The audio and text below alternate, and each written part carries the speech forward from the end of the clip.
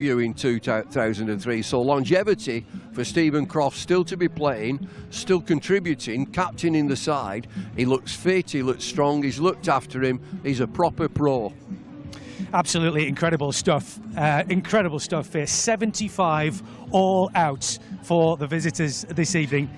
And the run chase will be coming up very, very soon. Lancashire Lightning 76 to win. You've got to feel they'll be full of confidence to knock this off quickly. Yeah, and there's nothing going to change. It depends what Durham have got. And they'll have a tasty attack. They'll be led by Matt Potts, who's an England international bowler. So what I'd be expecting, and Lancashire supporters would be expecting, win it in style. Knock it off. Big smile on your face. Move off down to Worcester. We can't wait. All the action coming up. The run chase coming very soon. It could be quick.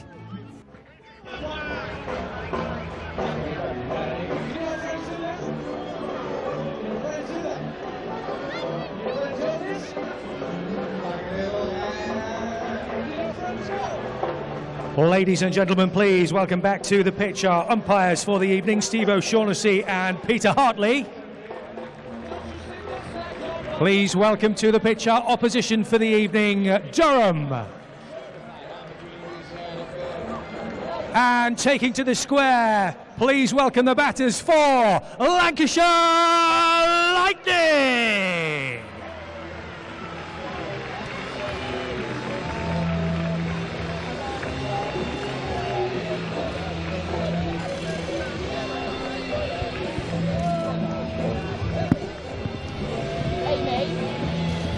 To open the batting for Lancashire Lightning, it's Wells and Josh Bohannon, 76 to win. Former opening batter alongside me. You quite enjoyed batting in the power play. Would you quite enjoy coming out to bat with a target at 76? Well, yes. I mean, there's no other way of putting it. You know, it looks like a great wicket. You know, a bit of pace coming on, and it's a great opportunity actually just to get a little bit of ahead of the run rate. You know, as well. You know, you would be looking at this and telling yourself, try to get this done in half the time. Oh, you're always thinking ahead, you aren't you? Always got that tactical thought ahead. Not only win it, let's win it quickly for run rate. Quickly. Yeah, there's definitely no half measures. Nothing says sexy cricket like net run rate, is there?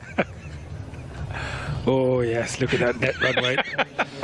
Go home to the wife and go, yeah, that run rate, the net run rate's definitely up tonight. Oh, you're a smooth talker, you are. Stephen Moore with us tonight here on Lancs TV and the BBC Sport website and app. And we're on BBC Radio Lancashire as well. Every Lancashire T20 game, home or away, will be on FM frequencies across BBC Radio Lancashire. Of course, every home match on Lancs TV as well as BBC Sport website and app. So loads away, so follow the action. We're at Worcester tomorrow night for match number 2. But before that, it's Ben Dwarshus to open up the bowling for Durham. And Bohannon on strike. And it's a full ball speared in quickly by Dwarshus, who is a serial T20 winner in the Big Bash. In fact, Dwarshus and Turner have got a magnificent T20 record in Big Bash cricket. Two really astute signings, aren't they? I mean, both have played so much franchise cricket, but Ashton Turner, a multiple winner of the BBL with the Perth Scorchers. Ben Dwarshus has won the BBL with Sydney Sixers. In fact, he was the joint leading wicket taker in that BBL successful season for the Sydney Sixers. He's here from the Brian Statham end at Emirates Old Trafford. Left arm over balls, flashed away through the leg side. Oh, that might be 4. That's going to be 4. Lanky's in position to do some key fielding here as the ball trickles over the rope. Doesn't quite reach Lanky, but he was there, primed and ready. It's gone for 4, 5 without loss. Yeah, Lanky there skipping away to the crowd, doing a dance. A lovely start there, just clipped it off his legs, used the pace in the wicket, didn't try overhit it, hit it along the ground all the way, and it just smoothly off down there to wide long on for 4 runs. Nice shot from Wells. He's up and running for the evening. There's Dwarshus to Wells, pushed away into the offside, and there's no run. You mentioned Tom Bruce. I think we were chatting before the game about Tom Bruce, and it's not quite had the impact so far this season for Lancashire. And two of Lancashire's really top players are both opening the batting here tonight, Josh Bohannon and Luke Wells, and neither really have got their season going. So the Blast might just come at a good time for them. Yeah, I mean, it's obviously been a tough campaign in the red ball, so this is a chance for them just to reset. Kind of free up their arms a bit. Absolutely. Dwarshuis to Wells. And that's punched up towards mid-on. And there is no run. It's 7 county championship games in. That's half the season done. Lancashire don't play a 4-day game here again until September. Not even at the end of May. That's just crazy. I'm sorry, I love 4-day cricket, and I think it's really important, first-class cricket, and I think that's crazy. There's Dwarshuis in balls again. That's worked into the onside by Wells. It's just a little flick out towards mid-wicket. And Wells moves on to 5, so 6 without loss. So yeah, it's a lot of cricket at the start of the season. 7 championship matches all stacked together, and maybe just say change of colours. Go from your whites to your reds. You got a white ball, not a red ball. There's a sense of freedom maybe for some of the batters. Yeah, it is a good chance, especially if you've had a bit of a tough time, just to sort of dust off the red pads for a Lancashire batsman and say, right, different format, different ball. Let's start again. So it's a bit of breath of fresh air for them. So Bohannon's on strike. This is the final ball of the over.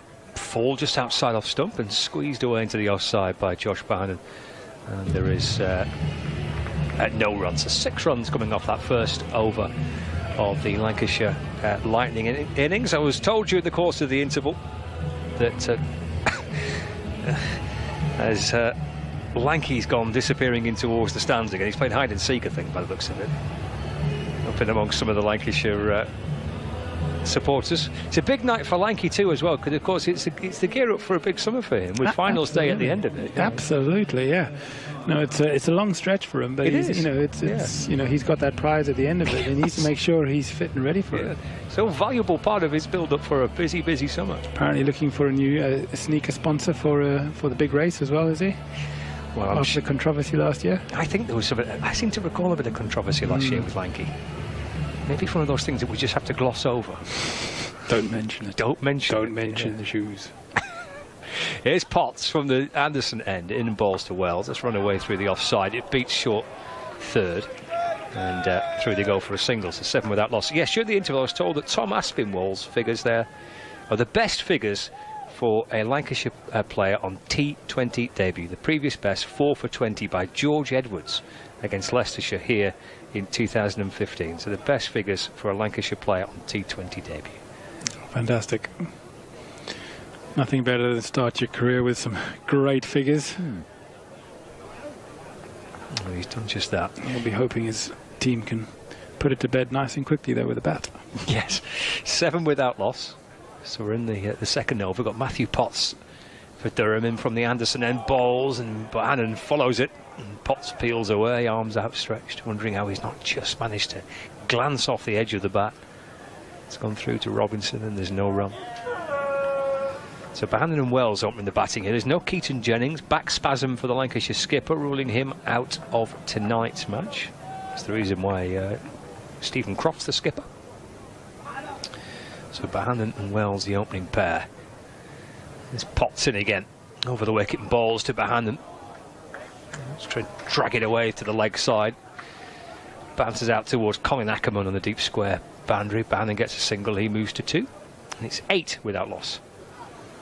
You mentioning earlier that they haven't got many runs, Wells and Bohannon. But they also don't get an opportunity to bat at the top of the order for Lancashire either in 2020 cricket. And, it is the best place to bat in 2020 cricket. So, they'll both want to take this opportunity to have a good innings. Potts to Wells. He swatted that out towards the leg side for 6. Into the stands, rattling around. Need a steward to go and fetch it. 6 to Wells. Lancashire Lightning move on to 14 without loss, and he moves on to 12. And we need to find the ball, please. He's confused where that's gone, the security guard. Now, that was a lovely shot there, into the legs, into the pads, and it was just a little whip, a pickup shot from Wells as he used that pace to just flick it over a wide, fine leg. And it's with the extra pace of the wicket, and the nice timing there. That's comfortably sailed halfway up the stands. And there's an army of people looking for the ball now. There is. We need our ball back. Any ideas?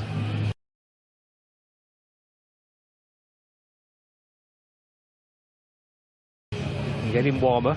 You're getting warmer. Oh no, oh, Nathan Souter spotted it. Up here, keep going. Another row back. No, it's down there. Make your mind up. Is it there or is it down there? We're getting the crowd involved now. They're looking for volunteers. There's some young gentlemen with big dark sunglasses on. I'm not that sure that'll help them. Yes. They're giving up with that, I think, by the looks of it. It's not there. They'll be calling for a new ball shortly. We've pretty much tried every row so far. Nathan Souter's in Easter there. egg hunt, this, isn't it?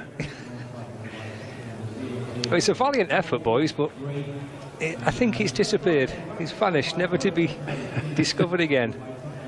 Let's have a look back on the replay. See if we can actually locate the exact seat where the ball's landed. Oh, it's in there somewhere. There's a lot of white seats, and there's a white ball somewhere in there. Oh, here we go. We can track it now. There it is. Oh, it's quite low down. Yeah. Six rows back, maybe. Yeah. Over 6 rows back. Giving up with it, I think.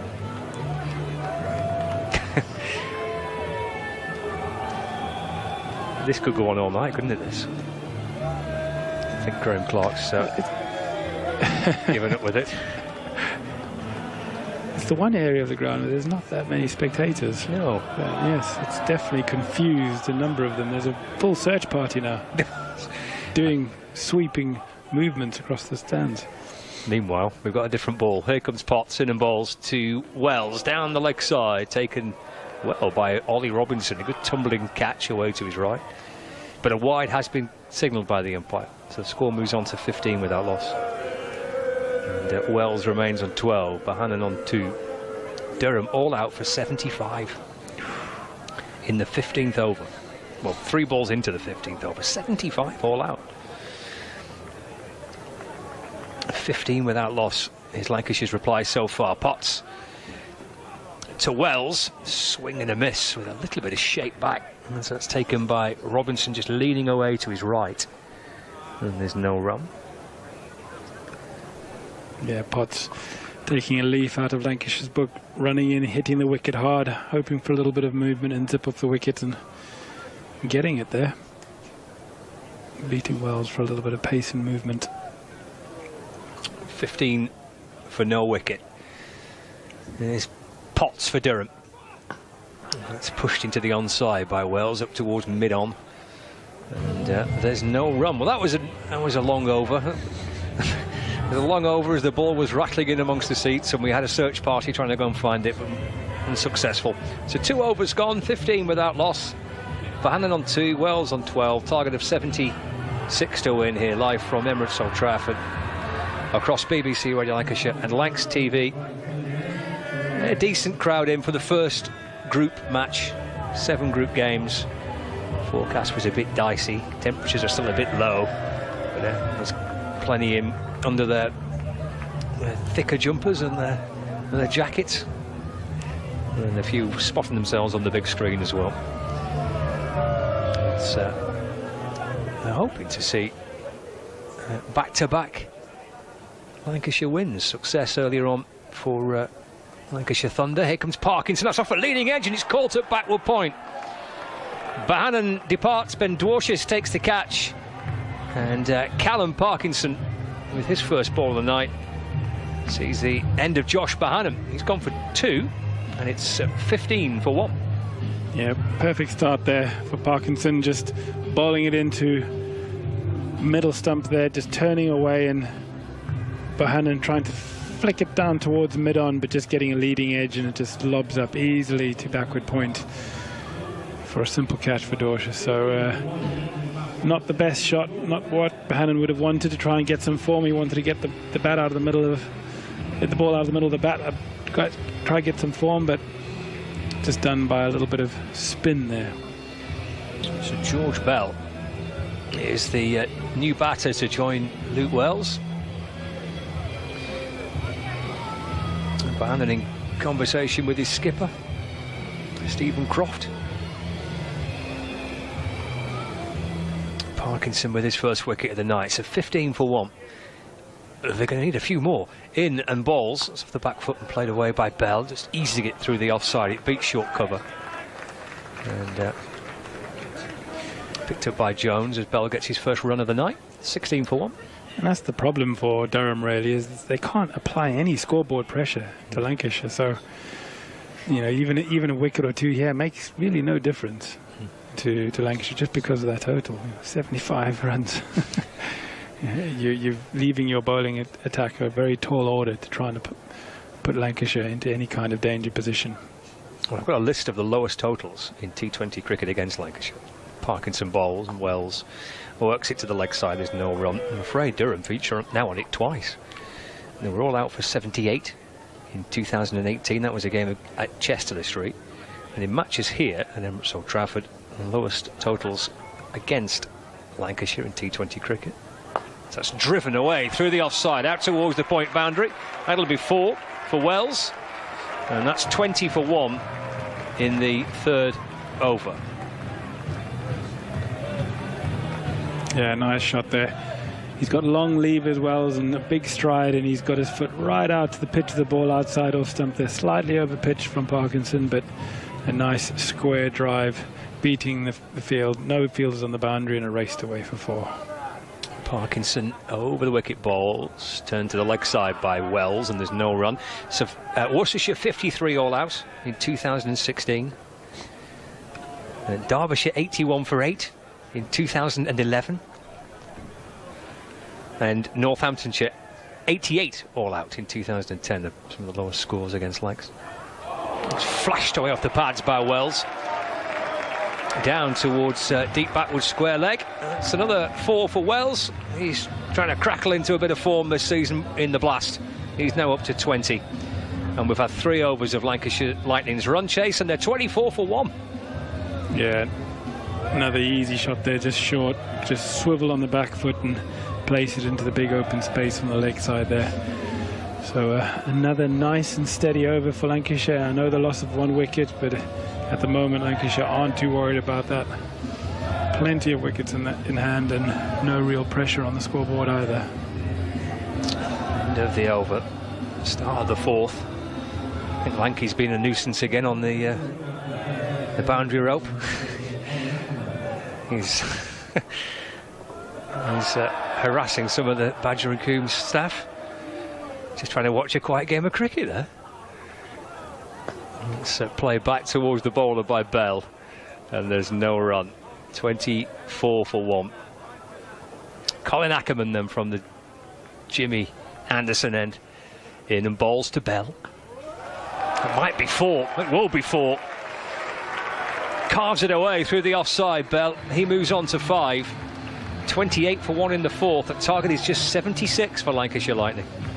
Yeah, nice use of the feet there from Bell, actually giving himself room, leaving the stumps open, and then just hitting a nice square drive. Ackerman couldn't do much about that, and that just shows, you know, taking the pace off, spin.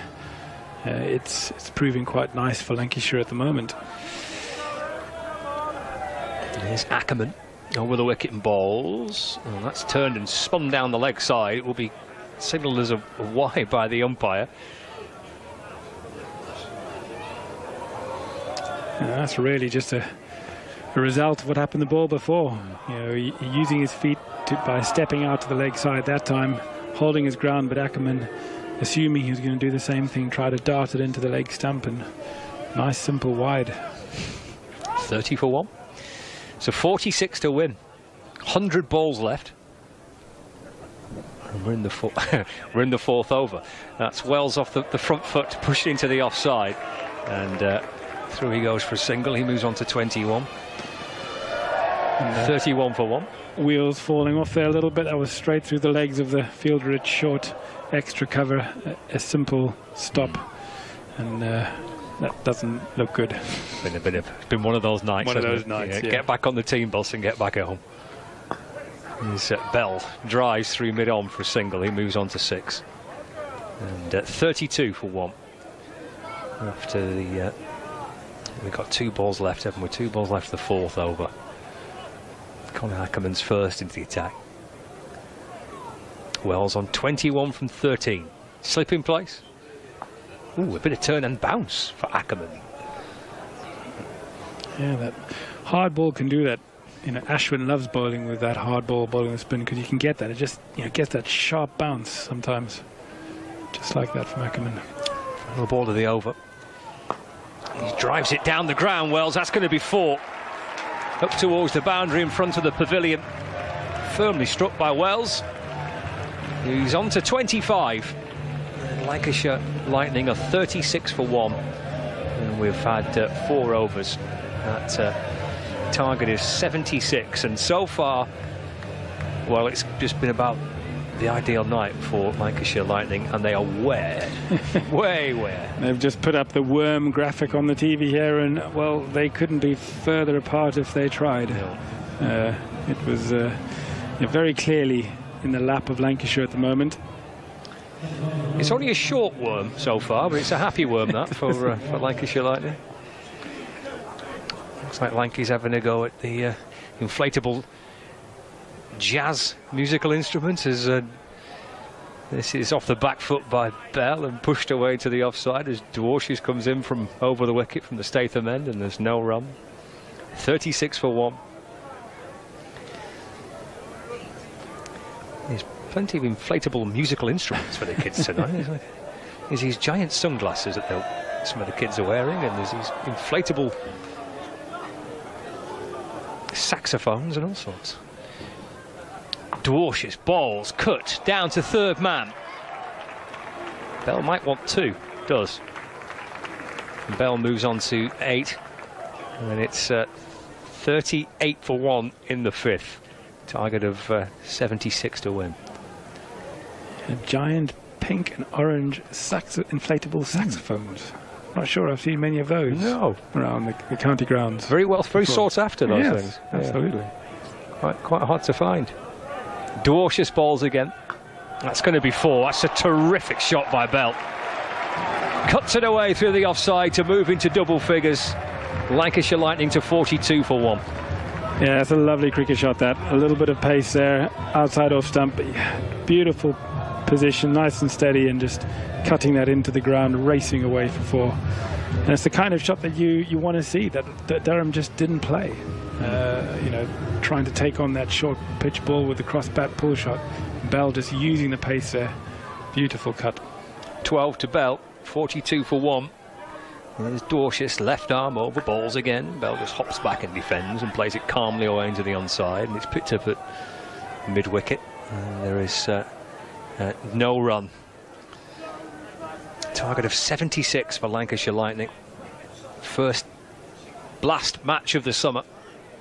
We're back here again on Sunday, by the way. Another double header, and it's Lightning first at midday, and then Thunder to follow from 4 o'clock. The next match here. Dwarshuis balls, that's off the hit by Bell, out towards deep backward square leg, and again Bell hurries back for 2. So he moves on to 44 for 1. I mentioned that the blast starting tonight and games elsewhere. There's a first result of the evening. It's come across the Pennines by the looks of it. Yorkshire Vikings against Worcestershire Rapids. Worcestershire all out for 101, so 102 to win, and the Vikings have got there with 8 wickets remaining. And that's nudged away by Bell down towards fine leg, and he'll come back for 2 more. For Bell, that is the end of the 5th over. 46 for 1, Bell 16, Wells on 25. It's 30 to win, and the home supporters here are enjoying a very, very good night. Stephen Moore takes a break. Bumble's back with me. Happy days if you're a Lanky fan tonight, Bumble. Yeah, it's a good start from Wells. Good for him to just get the shackles off. He's found it difficult in red ball, but he's got away. He's got a decent start here. 25 from 15. George Bell 16 from 10. Must be difficult to bowl like George Bell. He's such a short guy, and so you've got to get your length a little bit fuller.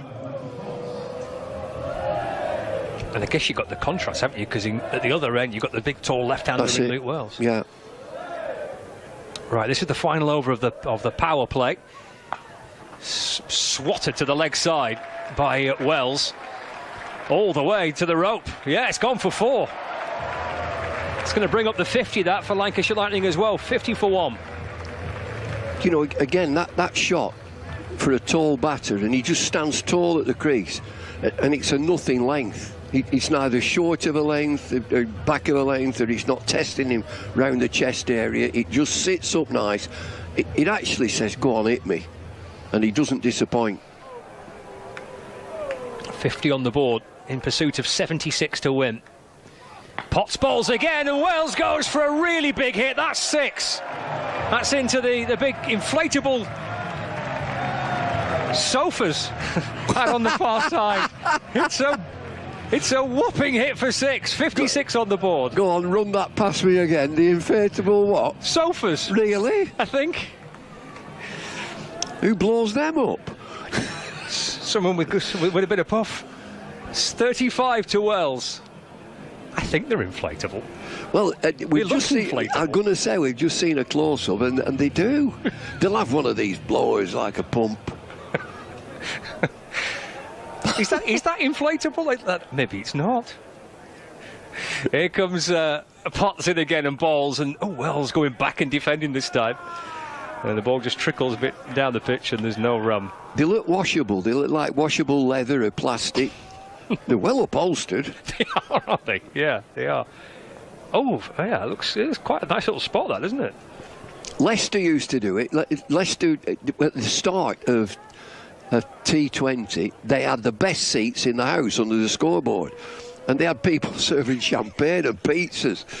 I've got to tell you about the pizza man. Here comes Potts in, balls again, and Wells drags it out towards the leg side for a single. 57 for 1.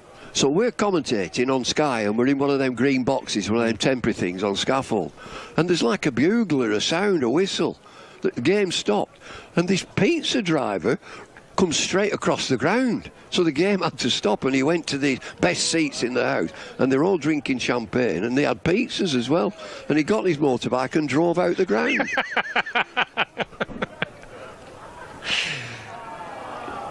Bell on 16's back on strike. 57 for 1. The target's 76. They're within 19 of victory.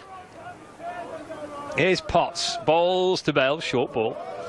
And he just crouches underneath it and through to the keeper. There's no run. And we used to have jacuzzis, didn't you, as well? Hot tubs. That was a thing at T20 blast matches. In fact, I'm pretty certain I was watching Lancashire at Durham a few years ago, and they had a hot tub on the ground. You can't do it now. Can't do it now. Oh, I wouldn't have thought so. They did it at Worcester. And the people that were in it, they were topless. Believable. Final ball of the 6. Here's Potts. Balls again to Bell. And that's clipped down to short fine leg. It's the end of the 6 over. Phoebe's going to come and join you, Bumble. 57 for 1. They need 19 to win from 84. Well, I'm glad Phoebe's coming, because the producer said, I want you to go down and interview him. I'm on my way, I said.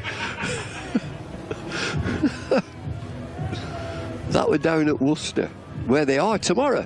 The Lightning are down at Worcester tomorrow. We've got 3 games in 4 days, don't they, Lancashire Thunder? So it was important for them to get off to a good start here. You get into that momentum, and winning feels good. It's that feel-good factor, and what you're saying with three matches in 4 days, bring it on. Yeah, let's play again. Let's keep it going. And the journeys are much better, aren't they? Come on, the journeys are much better if you're going from ground to ground and you've just won. Oh, absolutely. You're celebrating rather than going into deep reflection on what went wrong. And so your confidence just gets bigger and bigger. You get taller and taller as an individual. And that's what this campaign's all about, is confidence. Souter coming into the attack from the Statham end. Into Wells, guides that to short square for 1 run. It's a good innings, is this, from Wells. He's played some big, powerful shots. Just saw 6 in that last over. But again, that little bread and butter, that turnover shot, just knock it into the leg side, get 1. Just keeps it ticking. Oh, it's simple aim now. 18 required for Lancashire. Souter into Bell. Fuller on the back foot and defends. And they'll want to play tomorrow, Durham. They'll want to get into it and start again. Be a brush under the carpets this game, won't it? Sauter in, Bell down and straight back to the bowler. How do you approach this from Durham's perspective? Well, one of my great pals and sadly missed is Shane Warren. He just said, get this over with. Just get it over with, get it done, let's get out. Sauter in, Giles did to backward point for 1. Just 17 required. And I think sometimes with games like this, you don't want to talk about it, do you? You just want to bury it, start again. Yeah, bin it.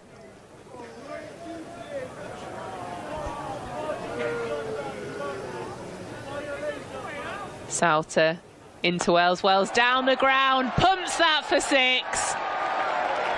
Excellent strike from Wells there. In fabulous form, 43 now from 21 deliveries. He smacked that right to the heavy roller, to the ground staff. It's a beautiful shot. Makes it into a half volley and gets a loft into the shot. Another 6. Sauter in, Wells defends. They managed to get a quick single there to Ben Ryan at point. Wells keeps the strike. Lancashire 66 for 1. Just 10 required to win. 13 overs left. Yeah, I mentioned just at the half time there that that euphoria, 75 all out, brilliant, haven't we done well? Now you've got to finish it off, but finish it off in style. You didn't want to knock this off and limp away to 75 for 6.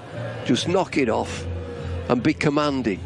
Well, command the game. Yeah, they want to set a footprint, don't they? Yeah, how absolutely. They want to play the cricket, not only with the ball but with the bat as well. And this is showing all the opposition in the league that after 7 overs was 66 for 1, and this is the cricket we're going to play with the bat.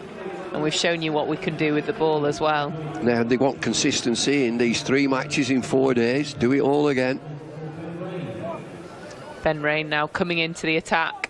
Just 10 required as Rain comes in from the Anderson end. In full, defended by Wells, no run. He looks menacing, this Ben Rain, doesn't he? Yeah, he's quite a fighter, isn't he? He looks a tough guy. Yeah.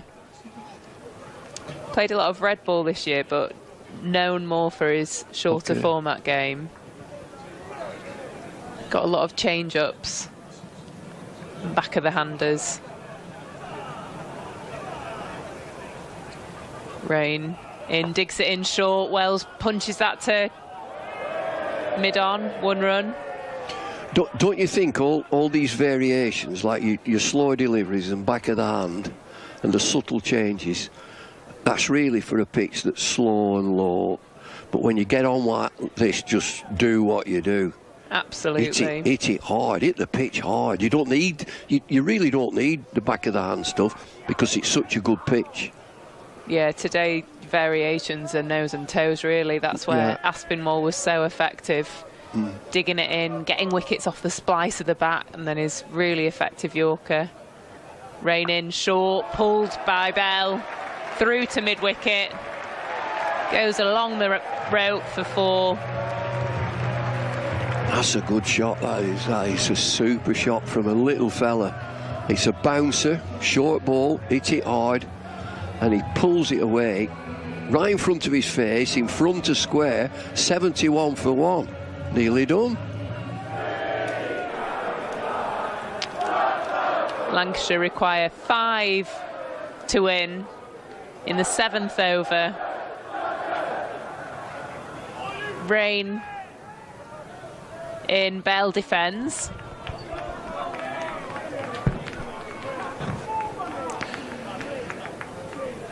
Yeah, it's pretty comfortable going right now. I think at batting going, it doesn't get better than needing 5 of a plethora of deliveries. I think it's how they've gone about the business with the bat as well that's been really impressive. Yeah, definitely. Try and finish it off quick, boost that run rate. Rain in, Bell guides that through to mid-wicket, who's now out on the boundary. 4 required. They'll certainly be getting any bonus points that are available to them for this victory. Lancashire. And you know, I know Wells has had a bit of a tough start, so to come out here 45 of 24, play with the positivity, a nice low total to go after, but he still had to go out and do it, and he's batted beautifully this evening. Yeah, he's been dominating. Leg side, all up, mid on, up. Wells pumps that down the ground, 4 runs, and that's game, set, match. Fantastic innings there, 49 from just 25 deliveries. Lancashire do the job in the 7th over, and it's an absolute hammering. Doesn't get more comprehensive than that, does it, Phoebe? It doesn't. It's a brilliant win for Lancashire Thunder. Fantastic with the ball. Aspinwall taking 4 for, Blatherwick 3 for, and then they've gone out there with clear intent, positive with the bat, and after bowling Durham out for 75, have got them within 8 overs. Yeah, that'll do them really, really good stead coming in for the net run rate. So there'll be a very happy Lancashire change room. Couldn't have asked for anything more starting the campaign with a win like that. And they'll be quite happy to go into tomorrow's match with a nice, comfortable win. And an early night. And an early night, absolutely, yeah.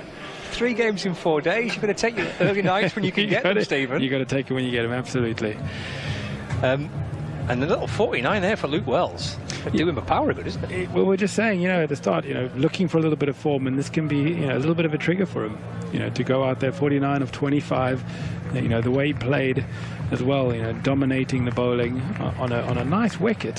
So hopefully that sets him up for a little bit of momentum now. Yeah. Well, the players are heading off. A round of applause, emphatic round of applause for Luke Wells, he's got to 49 unbeaten.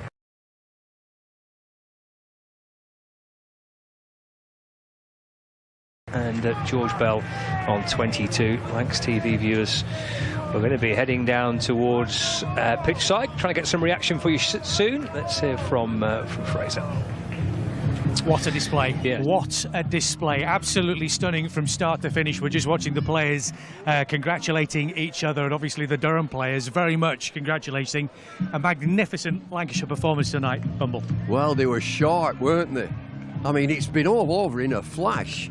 75 all out, fabulous, and then knock them off. What do we say at half-time? Knock them off in style. They've done exactly that. Impressive. Luke Wells with 49, George Bell with 22 after Josh Bohannon fell 15 for 1 at that point. He just 2 on the board at that point. We're just hoping we might get Tom Aspinwall over to have a quick word with us. Here he is.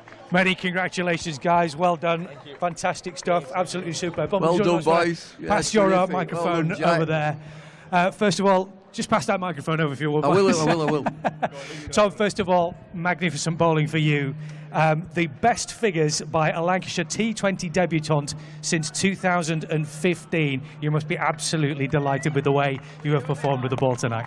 Yeah, no, it was amazing to get out there, and I was really happy with how it went. Just take us through it, because it looked as though you were absolutely loving it out there tonight. Yeah, first time playing under lights at Lancs. It was amazing, good atmosphere. What about the team that you're playing amongst as well? Because you must be really happy with the way that they brought you along tonight. No, it was really good playing with all your mates, quite a few young lads together, so no, it was great fun. There's a real young aspect to this team, isn't there? Is there a bit of youthful exuberance as a result of that, do you think? Yeah, we played together for a few years now, so it's great to play together. Jack, if you want to just pass the microphone up there. 3 for 14 for you. Excellent figures too this evening. How much did you enjoy it out there tonight? Yeah, I loved it, mate. Yeah, it was just nice to get back out there again and perform for Lancs. So yeah, I really enjoyed it. A great squad result tonight. Everybody played very, very well. Wicket spread amongst the bowlers. How do you think everybody bowled together as a unit tonight? I just think we were very clear on our plans, and obviously we assessed the wicket early and just stuck to what we know best and at hard length. So yeah, I think it was fantastic as a collective to switch on like that and bowl them out 75. So yeah. And then to knock over those runs in super quick fashion as well. That must have been really pleasing too. Yeah, really good. I mean, we talk about being ruthless, and I think we've just shown that there. So yeah, it's a great start. This side, this county, this team has a rich heritage in this competition. How keen is everybody to get through to yet another finals day at the end of the season? Very keen, yeah. We're taking it game by game, but we know obviously there's expectations to perform and make that quarter-final. So, like we've all spoke about it, so we're just going to take it game by game, but yeah, keep doing what we're doing. Long way to go, obviously, but a result like this will give everybody a huge amount of confidence, won't it? Absolutely, yeah. Really happy. Really happy. Guys, thank you very much indeed for joining us. Just pass that microphone back to Bumble. Tom, Jack, thanks very much indeed. Superb stuff from those two tonight. They were absolutely sensational, weren't they? Well, they were. And just one thing he said there, that we do what we know best on that pitch. We assess the pitch early, very, very important. You got to learn on your feet, hit the pitch hard. He just said hard length. And so forget these slow deliveries, forget the back of the hands when you get on a surface like that. Just hit the pitch hard. And I just thought that their pace, them two lads' pace, coupled with the other bowlers, it disturbed Durham. Tom, clearly a man of few words, but likes to let the ball do the talking, doesn't he? Yeah, and you just look at him. Jack Blatherwick is a good build for a fast bowler.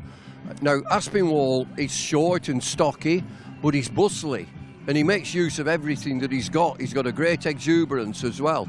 And also, watching out down the line, he gives it a tap.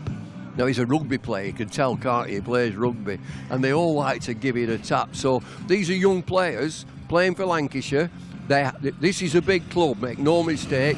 Everybody has to deliver, and they're doing it. Honourable mentions for the batsman as the hover cover makes its way out there. Hope you can still hear us. To knock those runs off in such style, exactly what you wanted. Well, we said about knock them off in style. So Luke Wells has had a real difficult time, and you'd have put your money on him having a great start to red ball cricket, and it's not happened for him. Now, he's just released himself today, played some huge shots, some big sixes, but knocked it about. His footwork was good, his body position was good, and they've done it. They lose one wicket, George Bell comes in, plays some super shots. This game's over in a flash. 7 overs? Terrific work as well from Stephen Croft as far as the captaincy is concerned. I've got to tell you, by the way, I got a message just before the second innings started from Steve Norris, who's the landlord of the Taps in Lytham St Anne's, which is Stephen Croft's local. Right. Steve Norris is from Durham. The message simply read, "Tell Crofty he's barred." I know the pub. Steve, if you're watching, I don't think so somehow. He was absolutely superb tonight, rolling back the years, and those catches from him, fantastic, were they? Yeah, of course, you know, you're captain and you've got to assess your bowling attack, and he opens up with Green, overseas player who we've not seen before, ball quick off spin, quite tall. Forget that. We know this is a quick pitch. Get the fast bowlers on, and they did perfectly well. They just banged it in, hit it hard. The number of balls that came through here, you can forget all these slower things, just keep it coming through here, and the short ball got wickets. First game done, a massive win. How much of a marker is that now for the rest of this tournament? That is so important, that you win your first game. I'm not a big believer in momentum, but it's that feel-good factor. I was chatting to Phoebe that it's far better to move to your next game tomorrow, so you've got a journey, you've got to go down a motorway. That is a great feeling if you've won. If you've lost, nobody says out and you put some miserable music on. Something like Leonard Cohen or Lou Reed or Velvet Underground or something like that. Well, we shall see. Instead of Wham. We shall see. They're playing rocking all over the world from status quo at the moment. Love a bit of quo. But they'll be celebrating in the Isles tonight. 2 wins from 2. A win for the Thunder, a win for the Lightning. A double header again to look forward to here at Emirates Old Trafford on Sunday too. So make sure that you join us for that. And don't forget, get in touch with us on the socials. Let us know what you thought of tonight's game, this afternoon's game, and how you think the Thunder and the Lightning will go through this T20 season in the Vitality Blast and the Charlotte Edwards Cup. Bumble, thanks very much indeed for joining us. Great to have you with us. See you soon. Once again, we'll see you again soon. Thanks a lot. Bye.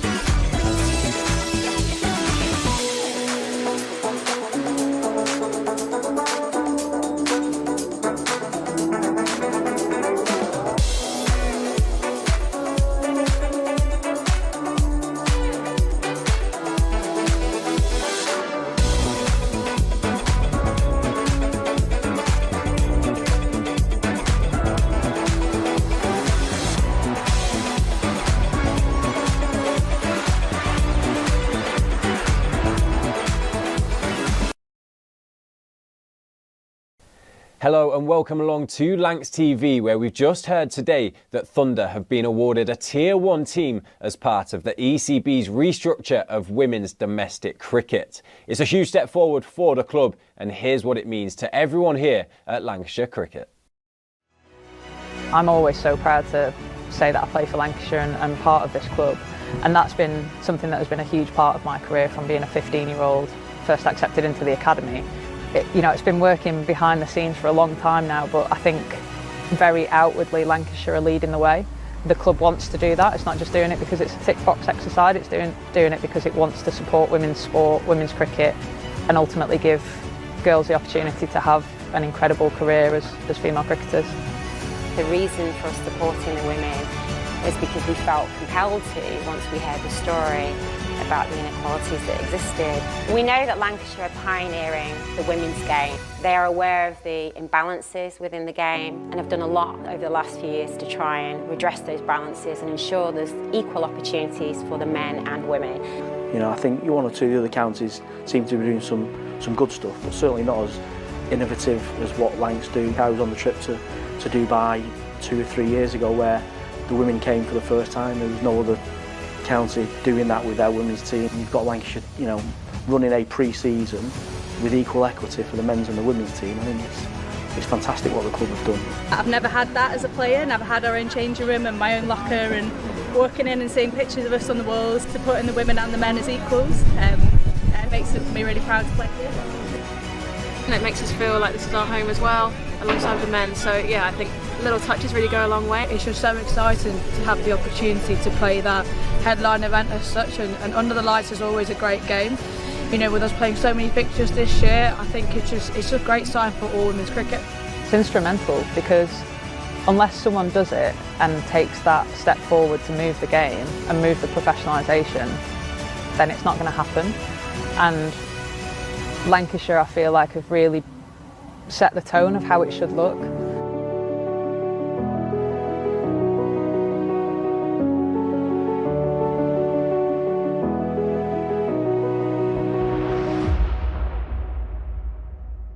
Yeah, it's great to hear what it means to everyone involved. And I'm now joined by our Thunder captain, Ellie Threlkeld, and our CEO, Daniel Gidney. And Daniel, I want to begin with you. Could you just give us your initial thoughts to this news and what it means?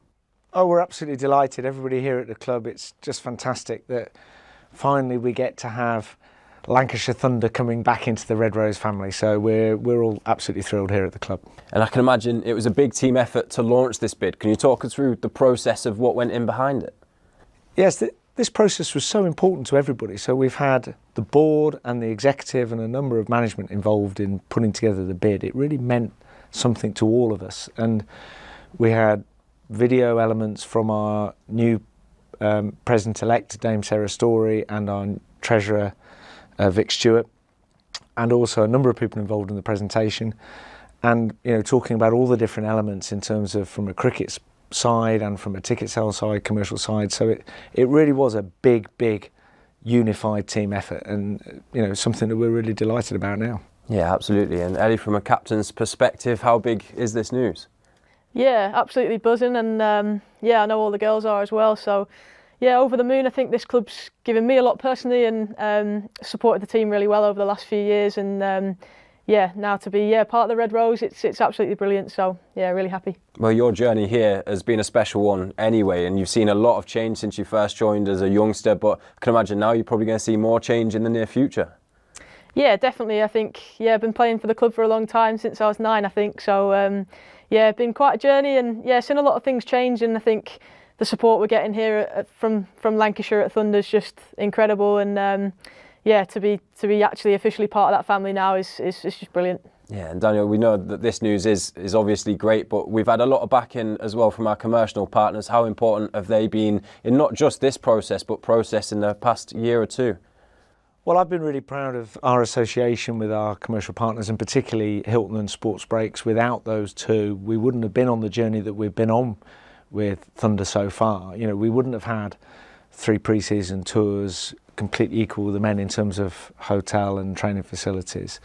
We wouldn't have been able to pay our pay-as-you-play players to train, and we wouldn't have had equalised travel expenses. So a number of things wouldn't have happened without the support of commercial partners. So they effectively had helped us with the club set the path that we knew that this women's elite professional squad needed. And I'm just delighted that, you know, the ECB have answered the call and have now gone down the Tier 1 route, which really does enable innovation and growth for this women's game, which is what we all need. Yeah, and of course it's 8 teams out of possible 16 who applied for this, and it means that the news is big, not just for Lancashire, but across the women's cricket. Without doubt. You know, I know that a number of first-class counties wanted to get involved, which is a really good sign. But at the end of the day, the ECB were very challenging to us throughout the process to actually say, are you going to put your money where your mouth is? Are you going to over-invest over and above what the ECB provide in terms of distributed funding? And what are you going to do to take this forward and to take it to the next level? And I believe that Lancashire's bid was authentic because we'd already demonstrated that with overfunding from ourselves and with funding from Sports Breaks and Hilton, that we'd actually done what we said we were going to do. I've often used the expression actions speak louder than words, and I'm not sure that's the case across the country. Hopefully this process now means that people will step up and do what's right by our professional female athletes. Yeah, absolutely. Now, another interesting thing, I don't know if you've watched the Bring the Thunder documentary that was released by Lancs TV. If you haven't, I suggest you do, but there was one quote in that from Alex Hartley where she says, we're not looking for equal pay, we're looking for equal opportunities, and I'm guessing, Nally, this is now one step closer to that. Yeah, definitely. I completely agree with Alex on that one. And yeah, I think that's the benefit of being part of this Red Rose family. I think we're getting treated so well here, and the equality side of things is really improving. And I think everyone at this club's really bought into that, which is brilliant to sort of be a part of. Absolutely. Well, if you haven't seen the new documentary, here's a snippet for you now. We are in a hard world of professional elite sport. And a warm welcome from Emirates Old Trafford. We are back again. It isn't a nice Sunday school tea party. There are no hiding places. It's another monster hit for 6. I know we are good enough, but we're just not showing it on the pitch. You put that support in, you put that investment in, right, start winning games. Doesn't work like that, does it? It means so much. It means so much to me, the staff and everyone in it. A few wins put together, maybe they could actually reach finals day. Well, that's a ferocious looking shot. We don't want equal pay, we want equal opportunity. They're going to try and show a little bit of something for the investment that's been put in. The reality dawns, that is what professional sport is.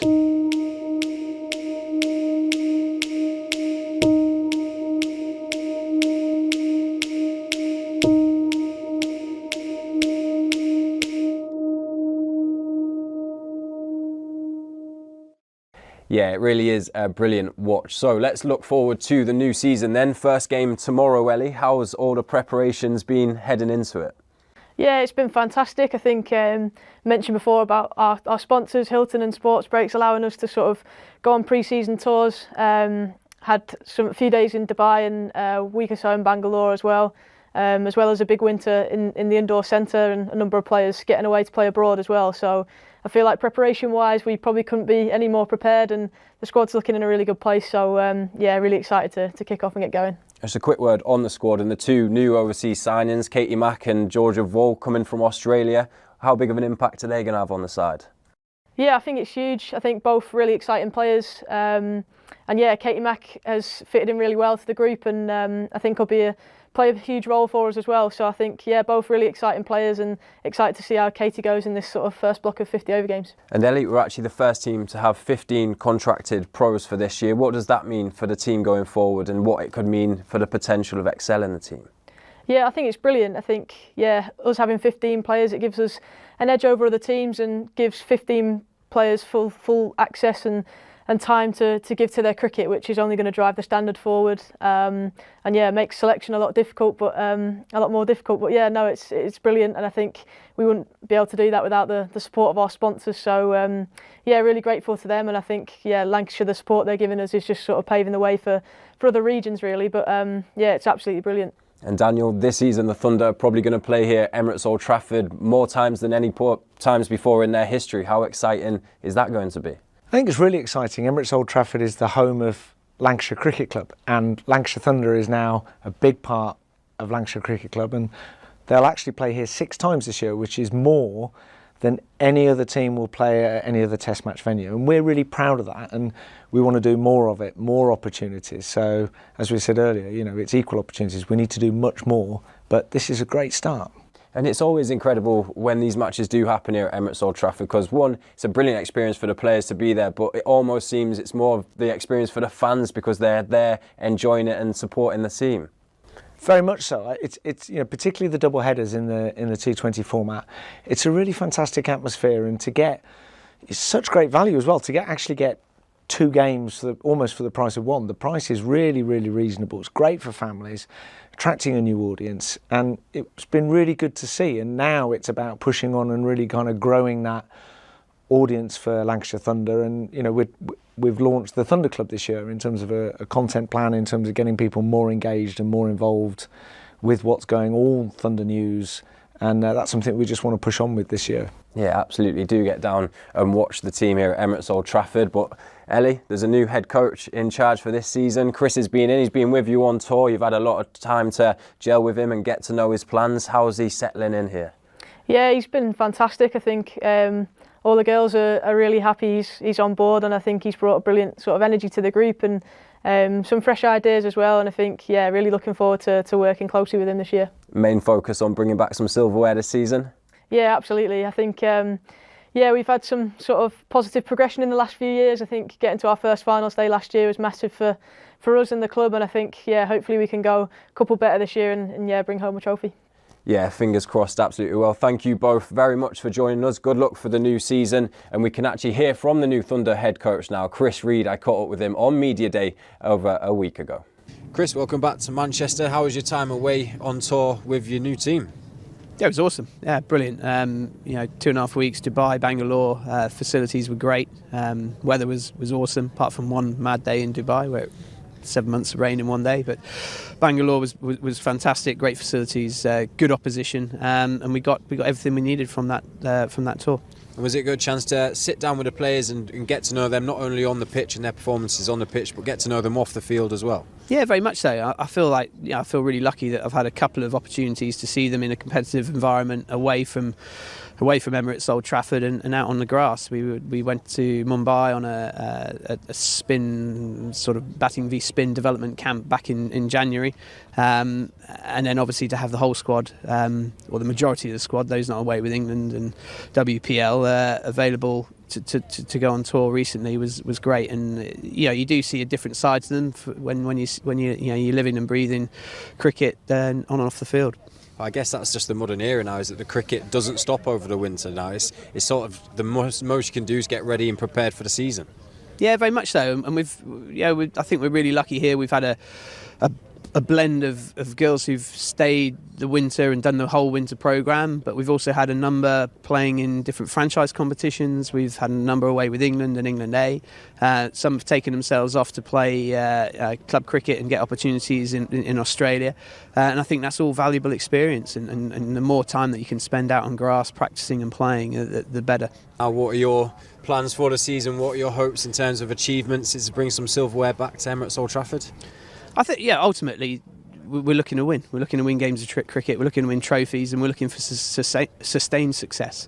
Whether that happens this year, who knows? You know, I always say at this time of year, there's 7 other teams saying exactly the same thing, and the competition's going to be hard. So, from our point of view, it's about using the really strong preparation period that we've had this winter and taking that into the first few games of the season. We've got a block of 650 over our HFT trophy games to start the season off, and that's not quite off halfway of half of that competition. So it's a real serious block to get us started, and we need to hit the ground running. Well, Fee Morris actually mentioned something that you said to her in terms of that we might not win every single game of cricket, but it's about enjoying every single game of cricket that we play, and the wins will come. Yeah, absolutely. I think I said, we should expect to win. We shouldn't be fearful of anyone. We should go out expecting to win every game of cricket. I know we won't, because that's unrealistic. But absolutely, if we're enjoying our cricket and feeling free on the pitch and free to express ourselves and to play a positive brand, then I'd like to think we'll go far. Yeah, it was great to catch up with Chris on Media Day and hear all of his exciting plans ahead. And the Thunder actually begin their season tomorrow against Northern Diamonds in the Rachel Hayhoe Flint Trophy. We wish them all the best for that one, and we thank you very much for watching, and we hope you enjoy the season ahead.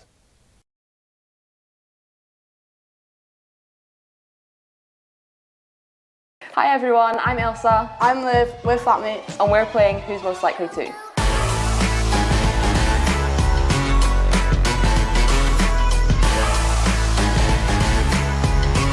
This one's so easy, it's not even a question. Elsa, she'll do that whenever, like Anytime, unwarranted, any place. in the car, doesn't matter. 20-year-old ABBA fan.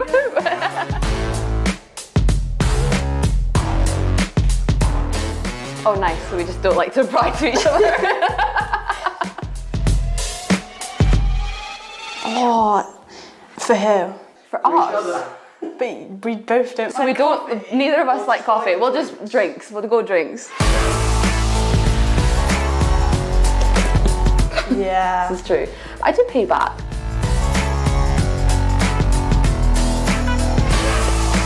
Just don't care enough. Yeah. That wasn't quite what I was expecting. Like it just seems like a lot of effort and it's, yeah.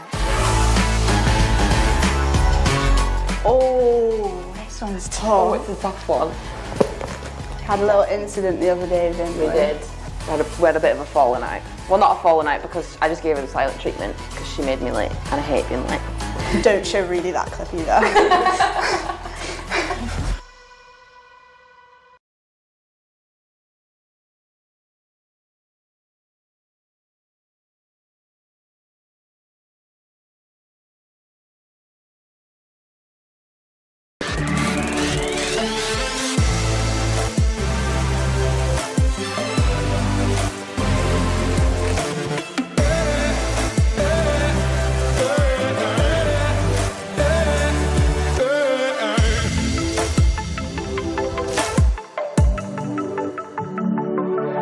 A warm welcome from Emirates Old Trafford. Here we go again. The Vitality Blast is back. T20 action tonight as Lancashire Lightning take on Durham here at the home of cricket, as we like to call it. Michael McCann is with me this afternoon. I say a warm welcome. Let's be honest, it's freezing. It's absolutely freezing here. Baltic at the moment. We are lucky though, and let's keep our fingers crossed that the weather stays off. It's heavily cloudy at the moment. Fortunately, in the Thunder game earlier on this afternoon, we only had the one short break for rain. Fingers crossed we get less than that as this game comes to fruition tonight. And we're very, very excited about this. Lancashire, of course, with this incredible record, 9 appearances at finals day. Only one team has done it more than them. I think it's Hampshire with 10. But they've got a rich history in this competition, haven't they? Yeah, the Red Rose love a T20. Winners in 2015, runners-up in 2005, 2014 and a couple of years ago in that thriller against Hampshire.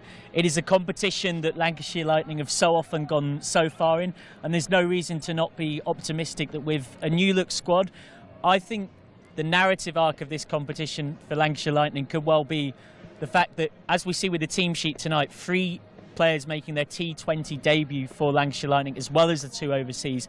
This could be the season where we really start talking about some of those youngsters making their mark in white ball on big nights under the lights. I'm just watching over our shoulder the Lancashire players getting nicely warmed up with the game ahead tennis, which they'll need tonight. There'll be extra layers on as well. But interestingly, we will see in the middle very shortly, Stephen Croft is going to be captaining the side this evening. That's because Keaton Jennings, we understand, has a slight injury issue, which means that he won't be playing this evening, which is a big blow for Lancashire when you consider, particularly against Durham, how he's performed in recent weeks. Absolutely. Keaton Jennings with those back-to-back hundreds in the championship win against Durham recently, with the runs at the top of the order with his leadership will be missed. But in his own interview with our in-house channel at Lancs TV, he said, we'll get young Crofty back. Well, we'll get young Crofty back and he'll actually be captaining. And I say that because, of course, this season he's moved into a player-coach role, only playing in the T20s. But now, the 39-year-old, who so many of you watching at home will have fond memories from being a big part of that win in 2015,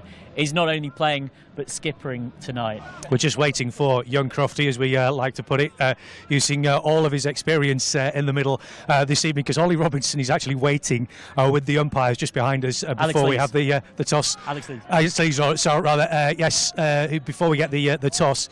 To decide who bats and who bowls first, but he's still going through his warm-up at the moment. Fashionably late. Fashionably late, indeed.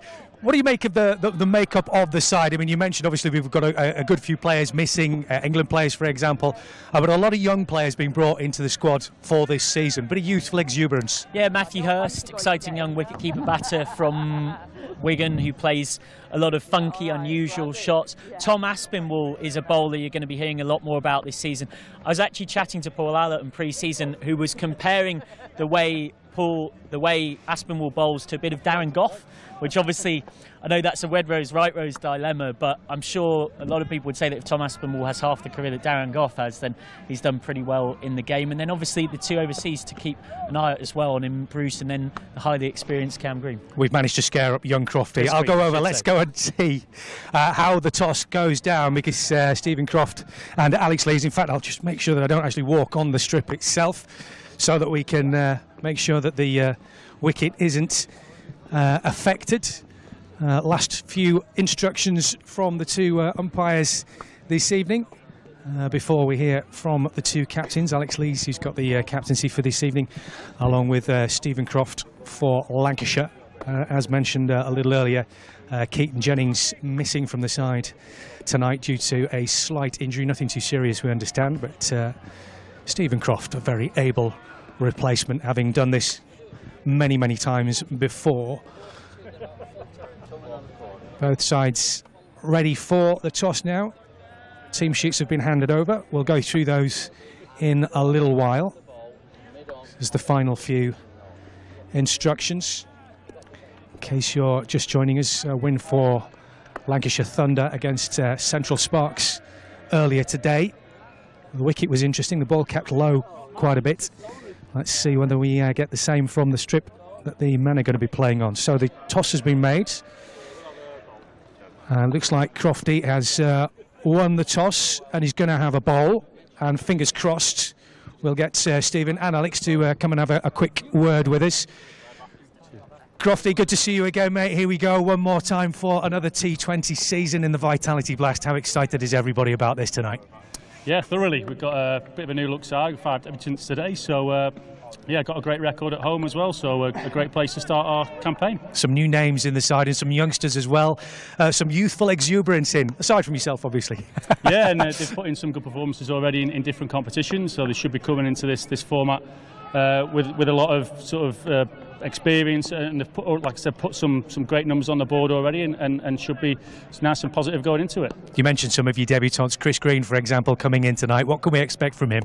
Oh, he's such an experienced campaigner for being relatively young as well. He's played all around the world, and he's a three-dimensional player, bat, ball in the field. He's a great coup for us. And obviously Lancashire have got a rich history in this competition. How keen is everybody to make sure that you keep that going this year? Yeah, thoroughly, and very proud of our home record. Things haven't gone too well at the start of the season, but it's a new competition, fresh start, and yeah, hopefully keep our great record today intact at Old Trafford. So just remind us what happened with the toss. We won the toss and we're going to bowl. Thanks very much indeed, Crofty. Best of luck. Let's bring in Alex Lees. Alex, lost the toss. You're going to be batting first. How do you feel about that? I was going to bat anyway, to be honest. So, yeah, I think obviously different teams, different tactics. But yeah, I think obviously, we're doing what we want to do. But I think we've obviously got two good teams on show today, and hopefully it'll be a good game. No Keaton Jennings in the Lancashire side this evening, and given the way he's performed against you in recent weeks, you must be sick of the sight of him. Oh, yeah, certainly. I think he obviously does particularly very well against Durham. I think his old club, so obviously spurs him on. So I think it'll be a big miss for Lancs, but they've got a quality team, and we're just looking to put on a performance. As far as your own ambitions are concerned for this competition this year, where do you look for? I think everybody at the start of the year wants to win it. I think that's the obvious thing. I think for us, I think over the last few years, we've probably not performed as well as we would like, but I think we've got a strong team now, and looking forward to this competition. I'm very optimistic about not only the team we're putting out tonight, but the strength and depth that we've got. So I think we'll go far. Alex, we wish you the best of luck. Thanks very much indeed for joining us. Alex Lees and Stephen Croft there. The toss has been made. Lancashire have won it, and they have decided to have a bowl. We'll bring you the teams very, very shortly.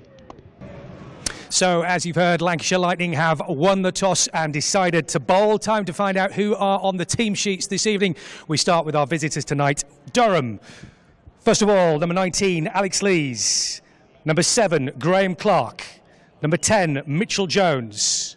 Number 21, Ollie Robinson. Number 70, Ashton Turner. Number 48, Colin Ackerman. Number 82, Ben Dwashus. Number 44, Ben Rain. Number 72, Nathan Sauter. Number 35, Matty Pitts. And number 17, Callum Parkinson. And your Lancashire Lightning side for this evening is as follows. Number 3, Luke Wells. Number 20, Josh Bohannon. Number 17, George Bell. Making his T20 debut, number 42, Tom Bruce. Making his T20 debut, number 21, Matty Hurst. Your captain tonight, Stephen Croft. Making his Lightning debut, number 93, Chris Green. Making his T20 debut, number 13, Tom Aspinwall. Number 14, having signed a new 2-year contract, Luke Wood. Number 4, Jack Blatherwick. And another debutant, number 38, Mitch Stanley. Interesting selections as far as the teams are concerned. Mike, what do you make of them? It's a very new look Lancashire Lightning side. When you think that last season you had that quartet of Joss Butler, Phil Sol, Liam Livingston, Tom Hartley were available for most of that T20 campaign, and because of that T20 World Cup coming up in the USA and the Caribbean and the build up to it, they effectively are pretty much out of this entire blast. So it's a real new look squad, quite a young squad, and then those 2 overseas worked into the picture, and it's going to be an interesting task for Dale Benkenstein as head coach, and then Keaton Jennings obviously when he's back available, and Stephen Croft in charge tonight of trying to gel those players together in quite a short space of time. I mentioned to Crofty the appearance of Chris Green in the side. That's created an awful lot of excitement around here. An impressive first-class record, 36 wickets and 563 runs in 12 matches, including a best of 6 for 83 with the ball. List A figures, 5 firsts to his name in T20 cricket. He arrives here with 200 career appearances to his name, 164 wickets. So this is a man who can work wonders with the ball. Yeah, certainly. We might well see Green used up top in the power plays, very commonly bowled in that role in Australian domestic cricket. And it's worth mentioning as well that Durham have got a couple of very special Australian cricketers who've both represented their country at the highest level in white ball formats. Ashton Turner, who's been the captain of the Perth Scorchers, who've won the Big Bash, and then Ben Dwashus, who was the joint top wicket taker in the most recent Big Bash that's just happened. He took 17 poles in that one, as the Aussies would call it, of course, and he's won the Big Bash as well with the Sydney Sixers. So there's a fair bit of antipody and influence on both sides of things. And another thing to watch out for tonight is Durham will play, and I know this is a phrase that is used so often these days that if we had a pound for every time I'd be a billionaire up in space with Elon Musk, but they do play a very aggressive brand of cricket under Ryan Campbell. Ryan Campbell's someone I know very well, I've commentated with a lot, and he's very much a sort of don't take a backward step kind of coach. It's what's propelled Durham into championship success under him, and there's every chance that spirals in the white ball format as well. So this will be a really good contest tonight, and it's worth mentioning as well the surface. It's the same track that we saw used earlier for the game where Thunder brilliantly got over the line in a close win to inflict Central Sparks' first defeat of the season. It's a slow, low pitch, and I think that probably has influenced the decision to win the toss and bowl. Interesting stuff. Well, we mentioned Chris Green a little bit earlier on. Let's hear from the man himself, looking forward to getting his career started here at Emirates Old Trafford. Debut for Lancashire Lightning tonight, and it looks as though he's out there at the moment just getting himself warmed up. We were talking, Michael and I, just a little earlier. You wouldn't be surprised, he was saying, if he bowls the first over and we end up with 6 dots. Yeah, I wouldn't be surprised if Chris Green bowls the first over. It's something that he's done right through his T20 career at domestic level to great effect. He was one of the first spinners a generation ago that really consistently used to be able to come in and effectively bowl what you might, and I don't mean this disrespectfully, call 6 darts. Straight on the bullseye, not too much flight, not above the eye line, and in the blink of an eye in a T20, a batter's like, hang on a minute, one of my 6 power play overs is gone. So I think they might just try and sneak an over of him in early. A lot of the time these days, and we saw this earlier on in the Lancashire Thunder game as well, it's quite common across elite men's and women's cricket now, you're not going to see many bowlers bowl spells of more than an over or 2, particularly in the power play, particularly to keep batters guessing wherever possible. So I think we'll see a bit of green up front, and then we might get into the slightly more rocket stuff of a certain Luke Wood. Speaking of which, as I mentioned earlier, he signed a new 2-year contract yesterday. He had an absolutely terrific campaign last year. I think it was 18 wickets for Lancashire Lightning. It's brilliant to have him signed up for another 2 years here, isn't it? Yeah, Luke Wood is the kind of player that when you get a notification on your phone and it's like, hey, this guy's signed a new 2-year contract, that's a little bit of a Christmas present, right? We're in May, but it's still Christmas, yeah? Because 18 wickets, but it's about 18 million views. I'm sure if you totted them all up across socials of that Yorker, and if you're a Lancashire fan, you'll know the one I'm talking about. If you're not, Google Luke Wood, Alex Hales right now. You've got time before the toss to have a quick watch. In-swinging Yorker at 90 miles an hour that takes out the bottom of Hales' middle pole. And that is what Luke Wood brings to you. And the other really interesting dynamic is with a side that are missing a few more of the senior players with that quartet away on England duties. He's going to have to step up and play even more of a senior role this season. But that is all the more exciting because if Luke Wood is running and bowling rockets, as a Lancashire Lightning fan, you're very excited. As you are by the music that's tuning behind us, because it's T20, it's Razzmatazz, and Valerie's on. And you're trying to have a serious, sincere discussion about Luke Wood bowling rockets. Oh, come on, this is what it's all about. But also Valerie's on, and that's just T20 all over, isn't it? If you might just be able to see just over Michael's shoulder there, a band with, what do you call that? Is that a tuba or a euphonium? I don't know. So some kind of big wind instrument on a bicycle, as you do, yeah. Which is, absolutely standard as far as T20 is concerned. Terrific atmosphere building here as always, and of course this fella is always a big part of it as well. Come and join us, Lanky. Come and say hello to your millions of fans from around the world. We hope you can get into the shot here. Lancashire for the win tonight. Fingers crossed. Oh, come on, he's confident. He's going for the W. He's going for the W. He's going for the W. Lanky thinks we're going to win here. Absolutely nailed on. Do you know what the rules are, Lanky? He knows what the rules are. We know what the rules are. Do you know what the rules are? Here's a little reminder. Each match is played by 2 teams of 11 players. Some are batters, some are bowlers, and there's 1 wicket-keeper. Both teams have a chance to bat and bowl.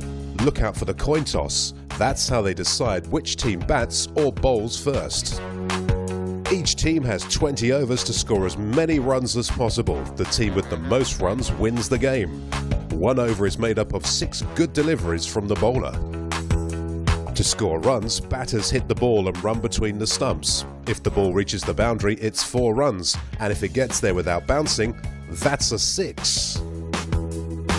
While the batting team is scoring runs, the bowling team are trying to stop them and get the batters out by taking wickets.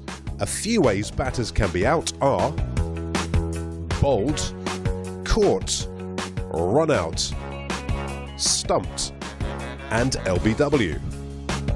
Watch out for signals from the umpires, 4s, 6s, wickets, and these when a bad delivery has been bowled. Bad deliveries add runs to the batting team's score, and the bowler must bowl an extra ball. If you see the umpire doing this, the next ball is a free hit, and the batter cannot be out, bowled, caught, LBW, or stumped. And those are all the basics you need to know to get behind your team in this year's Vitality Blast competition.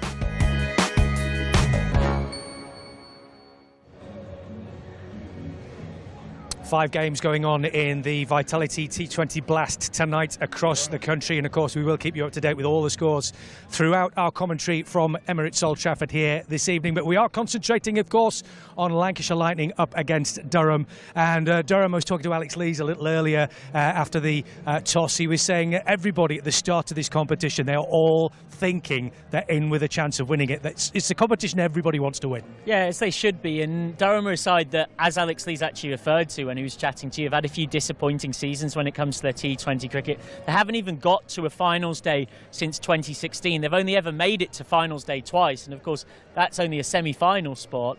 They've never actually won it. They're one of 5 teams to have never won the T20 Vitality Blast, going right the way back to its formation just after the turn of the millennium. So it's a competition that they're really eager for a bit of success in, and they do have a side that shapes up really nicely. Lees at the top is very, very dangerous. There was a game last year here, the corresponding fixture, where Lancashire Lightning posted 195, and you'd have thought that should be enough, but it was only just enough. There was a rain delay, and Lancashire Lightning ended up winning by 7 runs on Duckworth Lewis. Alex Lees came out and smashed 78. Now, realistically, if Lancashire Lightning want to set the tone tonight, getting Lees out early would be an absolutely perfect way to do that. But easier said than done. We've already talked about the Aussie duo of Turner and Dwarshuis. And then when it comes to bowling for Durham, Matt Potts up top, someone who a lot of people, including plenty of Durham fans, dare I suggest they might be the touchiest bit biased with this, would want to be seeing him a little bit closer on that England setup. Of course, with Ben Stokes playing for the same county as him, you'd think it'd be easy to keep tabs on what he's doing. But Matt Potts, no doubt, will be a big threat when Durham come to bowl. But for now, the big battle first up, I would say, is Chris Green with his spin if they go for him up the top, but then Luke Wood's Rockets against the likes of Alex Lees and trying to make some early inroads into that batting lineup. Be really interesting to see how things work out, particularly in terms of the conditions as well, because as has been mentioned, we've got a thick, heavy cloud cover here. The floodlights have come on at Emirates Old Trafford. They'll be needed to be on a little bit later on anyway, but maybe a little earlier than perhaps we were expected. There's quite a stiff breeze, it's a little bit chilly, and as Michael mentioned a little earlier, the wicket could be interesting as well. Quite a few balls in the earlier match. The Thunder game kept pretty low, so it's going to be really, really interesting to see how things work out as the game unfolds. We'll be getting things off and underway very, very soon.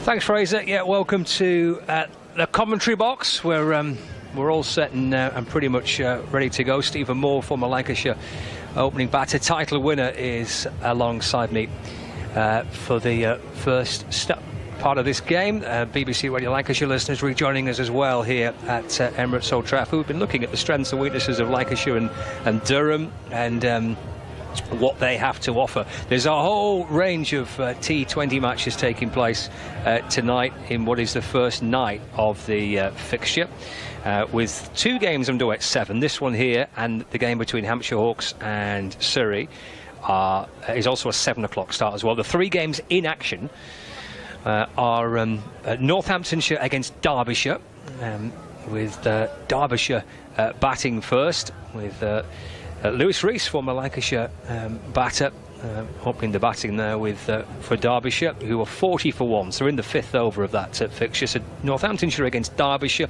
Yorkshire against Worcestershire is underway at Headingley as well, and the Rapids have made a pretty shaky start. They've lost 4 early wickets, 23 for 4 in the 5th over in their match against Yorkshire at Headingley. And the 3rd game, which is underway, is in the South Group, Gloucestershire against Essex, where Essex are 29 for 3 in their fixture against Gloucestershire. So we'll keep across the scores and the performances through the course of tonight. We're about 10 minutes away from the start. Luke Wood plays for Lancashire Lightning tonight. We'll open up the bowling for Lancashire Lightning tonight. They've won the toss, Stephen, and they are bowling first on a pitch that's already been used.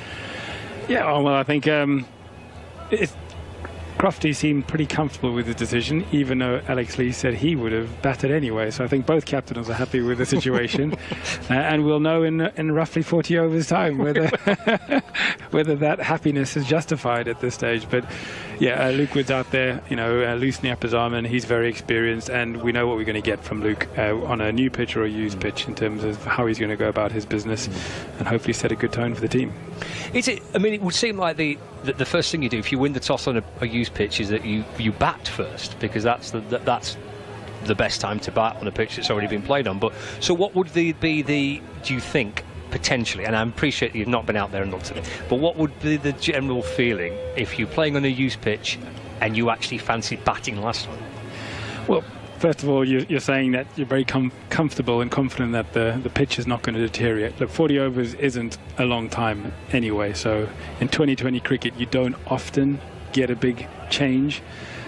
What they might think there's a little bit of moisture in the air and dew, and if it does moisten up a little bit as the evening gets on, that can actually help with batting in terms of the ball can slide on a little bit. So I haven't seen the wicket, but sometimes it does help batting second if you don't think the conditions are going to change too much, other than maybe a little bit of dew, which can actually help you chase down a total. Yeah, and I suppose here at Emirates Old Trafford, one thing is for certain, that Lancashire know how to win T20 matches here. They kind of know formulas to win. They know how to get runs. They know how to defend. I mean, historically, they're so strong here. Absolutely. I mean, it's quite a unique ground from the point of view of the size of the ground and the style of cricket that is successful here. So I would definitely expect to see Lancashire run hard between the wickets, push lots of 2s, 3s, and really put the side under pressure just in the field. And then, like you say, just knowing the angles, knowing the ground can make a big difference when defending a total, because as a batsman you can't blast your way. The chances of there being, like you see in the 2020 cricket and the IPL, 6 after 6 after 6, it doesn't happen here unless you're a Liam Livingstone and you can hit it 150 miles. For the average batter, this is definitely more of an art to work your way around this ground, whereas a 190 might be a big score in some grounds, 170 here. So there is a little bit of that comes into play. You're right. Yeah, the scores that we saw in the IPL over the course of the last couple of months have been absolutely crazy scores, aren't they? That's just not realistic to see that replicated, is it? Certainly when you look at some of the grounds in the north. I mean, they're big grounds, aren't they? Yeah, I mean, it's a different style of cricket. Yeah, you just some of that six hitting was extraordinary in the IPL, and I know the guys can hit the ball like that, but just to see that consistent striking at distance is unlikely here at Old Trafford, in particular in some of the northern grounds where the scope of the pitch is just a bit bigger, and they like to play bigger. So Lancashire will play towards the middle of the square, and they will make sure that the boundaries are as far out as possible. Yeah, which is where the spinners come into the game so crucially, aren't they? Absolutely, yeah. So Lancashire will definitely squeeze with the spinners, and it's amazing how that extra speed, and when you've got a couple of spinners bowling in tandem together, you can hustle through 5 or 6 overs, and it can put a batting side under a lot of pressure, because you're trying to get momentum. If you're not hitting boundaries, you feel it. But equally, if you keep looking up and you think, where's that over gone? He's bowled 6 balls there, and I don't even know where those 6 balls have gone, and I don't think I got any runs. It puts you under pressure. So it's a real attribute of Lancashire cricket. And they start with a game here tonight, and then it's Worcester tomorrow, and then back here on Sunday. So 2 of their first 3 matches are here, and then back again the following Friday. Such is the I don't want to go down the route of the schedule, Stephen, but such is the balmy schedule that we've got. They've got 3 games in 4 days, and then Monday, Tuesday, Wednesday, Thursday without playing, and then they go again with games over the weekend. Now, I appreciate most clubs want their T20 matches over Thursday nights and Fridays and Saturdays and Sundays, so it just gets completely congested, doesn't it? It's hard work for players, that. It is, and I think it's been talked about a lot in the press around the whole schedule side of things. On the positive side, though, is if you can start well, or if you get into a little bit of run, the games come thick and fast. You build that momentum. So, I know the chat in the change room will have been, let's start well tonight. Let's get a win under our belt, and then you take that into the next couple of matches. And before you know it, you played 4 games, you got 4 wins, and you're kind of feeling a bit more settled. You're at the top of the table or near the top of the table, and that makes life feel a little bit more comfortable. Now, the alternative is if you start badly, you've then got some work to do, because you've almost banked your bad run, and you don't really want to do that early on in the competition. Well, we can see the umpires are waiting down on the edge of the outfield for viewers on Lancs TV. We're going to head back outside and hear from Fraser. Ladies and gentlemen, with a guard of honour from Greenfield Cricket Club, please welcome tonight's umpires, Steve O'Shaughnessy and Peter Hartley.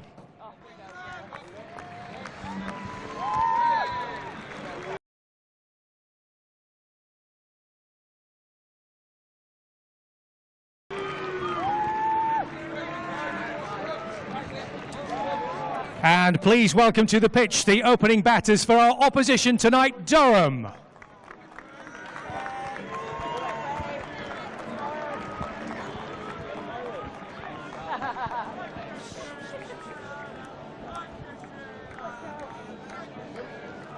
Emirates Old Trafford, please welcome to the pitch, Lancashire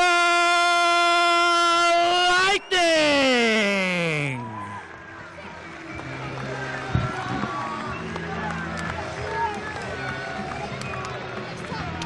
Lovely, so fumble at the interval. Does he know? Or It's nice to see Stephen Croft back out there leading the side again, and it's your strong connection, Stephen, to Lancashire Lightning when you see Stephen Croft out there. He's still going, mate. It does. It makes me feel better about myself, that's for sure. But yeah, no, it's a fantastic testament to his professionalism that he's still out there doing his thing after all these years. It is remarkable, isn't it? Yeah. I mean, well, say it's the same thing about Jimmy Anderson. Even the fact that, I mean, when I started playing cricket, the thought of someone, you know, playing international cricket at the age of 35 was crazy. Never mind, almost 45. Well, it's fantastic. He is. He's not playing any red ball cricket. He's called it quits on that for the time being. He's going to concentrate his efforts in the T20 Blast, Stephen Croft. We're going to see Luke Wood to open up the bowling for Lancashire Lightning from the Brian Statham end. And we've got Graham Clark and Alex Lees, the two opening batters for Durham, who are in this lovely yellow and dark blue strip and bright yellow pads. Can't miss them. With the floodlights on, like, you could put these batters on the middle of the M6. They'd be a perfect for the road closures, wouldn't they, really? Listeners, by the way, across BBC Radio Lancashire, I've got some news for you in a minute. Here's Luke Wood in and bowling. And that's pushed into the offside by Clark, and there's no run. So if you're joining our coverage across BBC Radio Lancashire tonight, on FM is where you can stick with the live cricket. The DAB listeners will be going to the BBC Upload programme from 7 o'clock. So that's across BBC Radio Lancashire.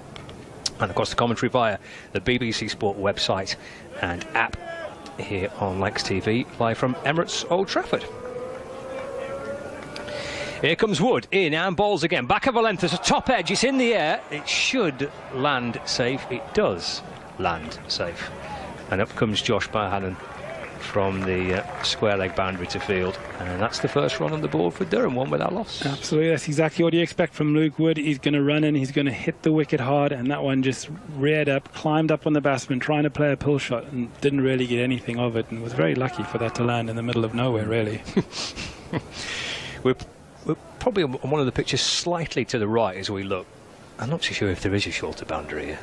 Is there a shorter boundary? We're pretty close to the middle, so yeah, I think by anyone's standards, most hits are going to be a decent hit this evening. Yeah.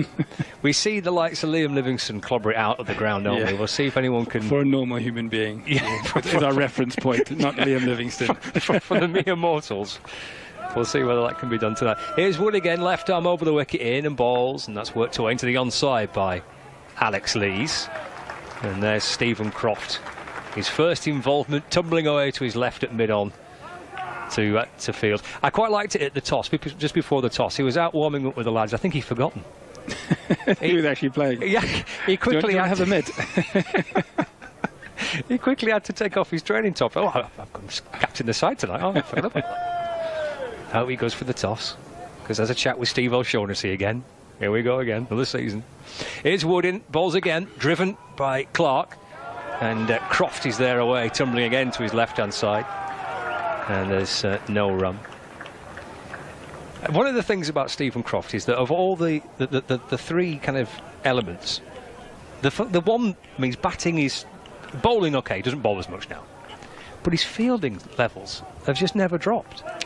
It's ridiculous. No, he's always loved it, his fielding, and he's always relished it and had a huge amount of confidence, and it's just stayed with him, hasn't it? Yes. Wood balls again. Let's run away through backward point by Clark down towards Jack Blatherwick on the deep third boundary. So a single for Clark. He moves on to 2. So 3 without loss with 1 ball left at the first over of this match. The conditions here are dry at the minute. We had a little bit of rain around in the first match, in the women's match. We had a slight delay for rain. But I've got to say, there's some filthy looking clouds. It's a proper grey Lancashire evening, isn't it, tonight? Doesn't look very summery, does it? Here's Wood in again, balls. Oh, that beats Lees, who's just having a little grope at that outside the off stump, and through into the gloves of Hurst. Super way to end the first over of the match. Yeah, 3 without loss. That's a really nice first over. Good intent, hit the wicket hard, and you can see that last shot there, really, Lees not really doing anything with it. Not a defensive stroke, not an attacking stroke, and I think that's what Lancashire are going to try and do, obviously, in these first 6. If they can keep that positive momentum, keep that attacking mentality, and make sure that Durham side stay on the back foot. So 3 runs off the first over. Oh, we're going to see some spin. Chris Green straight into the attack from the James Anderson end. It's the first time we see Green making his T20 debut for Lancashire. He has an absolute wealth of T20 experience. He has played in exactly 200 T20 matches now in all these different competitions around the world. From the Big Bash to the IPL and the Pakistan Super League. He's played for the Birmingham Bears over here, and it'll go with Middlesex at one point as well. He's played loads of cricket, plus an international appearance as well for Australia. But here's Chris Green on debut, slip in place. Big appeal for LBW. He's down on one knee, and a shake of the heads from umpire Steve O'Shaughnessy. Not out. You're not having that one, he says. That was a great way to get into it. A little bit of an arm ball, just foxing the batsman there first up. First early shout for Chris Green. He's creeping back in again to bowl over the wicket to Clark. Step to the leg side, just chops it away into the offside. There's a little bit of hesitation between the 2 batters, but they agree on a single by the time George Bell comes up to field. So 4 without loss. Clark on to 3. So yeah, they've brought in Chris Green, big, tall off spinner. He might enjoy these pitches here. Well, I was about to say, interesting to see how he goes about playing on the Lancashire wicket, what pace he bowls, and how he manipulates his field around, to be honest.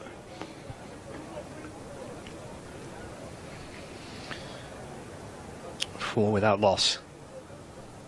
And here comes Green in and bowls. That's driven through mid-on by Lees.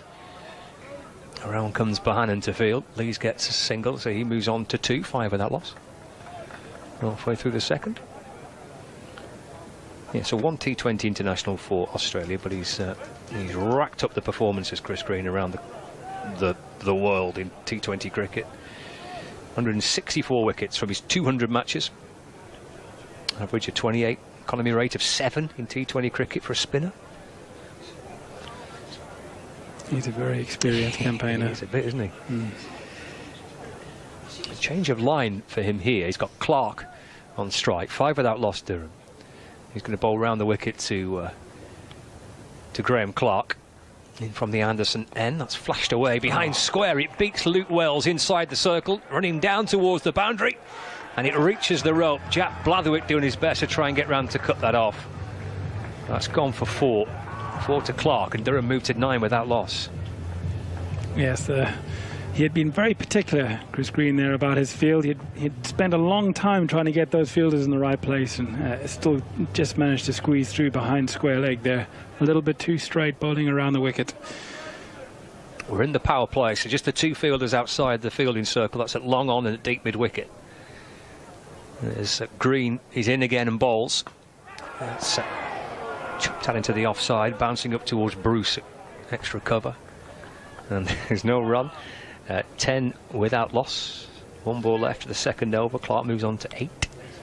Brings Lees back on strike. So there's the left-hand, right-hand combination batting here for Durham. And you can see what that does with the field. It means lots of changes, lots of discussions with the fielders, especially early on as they're trying to find their feet, and a couple of inexperienced players having to just make sure they're in the right place. Final ball of the second over. Lees waits for Green. He's in and bowling. Let's work to the leg side. He's not timed that as he was hoping for, Alex Lees. It's a little bit of a inner half of the bat, just squirting out towards the leg side. There's George Bell to field. That's the end of the over. So 11 without loss. Clark is on 8. Lees is on 3. And the first over sent down by Chris Green. It's been a good start from Lancashire here.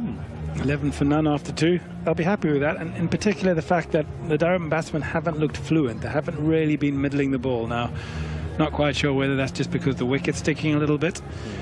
It hasn't been coming on, but at the moment Lancashire will be happy if they can just keep this momentum where they're on top and the Durham batsmen don't look settled. That will stand them in good stead for the power play. Over number 2 for Luke Wood, who's steaming back in from the Statham end and bowls over the wicket, and Lees drags the ball out towards deep square leg where Blatherwick fields. Lees moves on to 4. And it's now 12 without loss as we start the third over of this opening Vitality Blast fixture of the season, live here from Emirates Old Trafford, right across BBC Radio Lancashire. We're on the BBC Sport website and app, and on Lancs TV. Plenty of ways to follow the action as we follow, hopefully, Lancashire all the way to finals day. Wouldn't that just be lovely? Here's Wood again. Left arm over, balls dragged away to the onside, picked up at mid-on, shy at the stumps from Chris Green. There's a tumbling dive to try and get home by Clark, and they have got through for a single. Yeah, he was. I think he was going to be short of his ground there with the direct hits, and it looked like in his efforts to get there, his brakes weren't going to quite stop him once he got past the stumps, and it was a tumbling stop. But yeah, you're going to expect that in the field. They're going to try and hit. They're going to run a lot, and it's definitely if Lancashire can keep the twos down, that'll be a key to this evening and on a big ground. The 2 outside the circle at deep square leg and at third man. Here comes Wood in, balls back of a length. It's a top edge by Lees. Should be caught. Awkward looking catch, but Aspinwall doesn't put it down. First wicket to fall in the third over. Lees out for 4. Wood strikes for Lancashire Lightning. Durham are 13 for 1. Yeah, much like the second ball of the game there, dinging it in with his pace. Luke Wood rushing the batsman and getting a top edge, and this time not landing in no man's land. Nicely caught by short fine leg. The position, I never like that position. It's come in handy this evening for Lancashire, and they'll be happy with that as the first wicket. You can see Luke Wood really celebrating hard there off the back of that short ball, and yeah, 1 down. So Luke Wood went to go and ding it in. Is that a technical term that we need to be ding it in? Ding it absolutely, in, right? Yeah, okay. Absolutely, yeah. Right. I'm gonna look out for this more often from Luke Wood.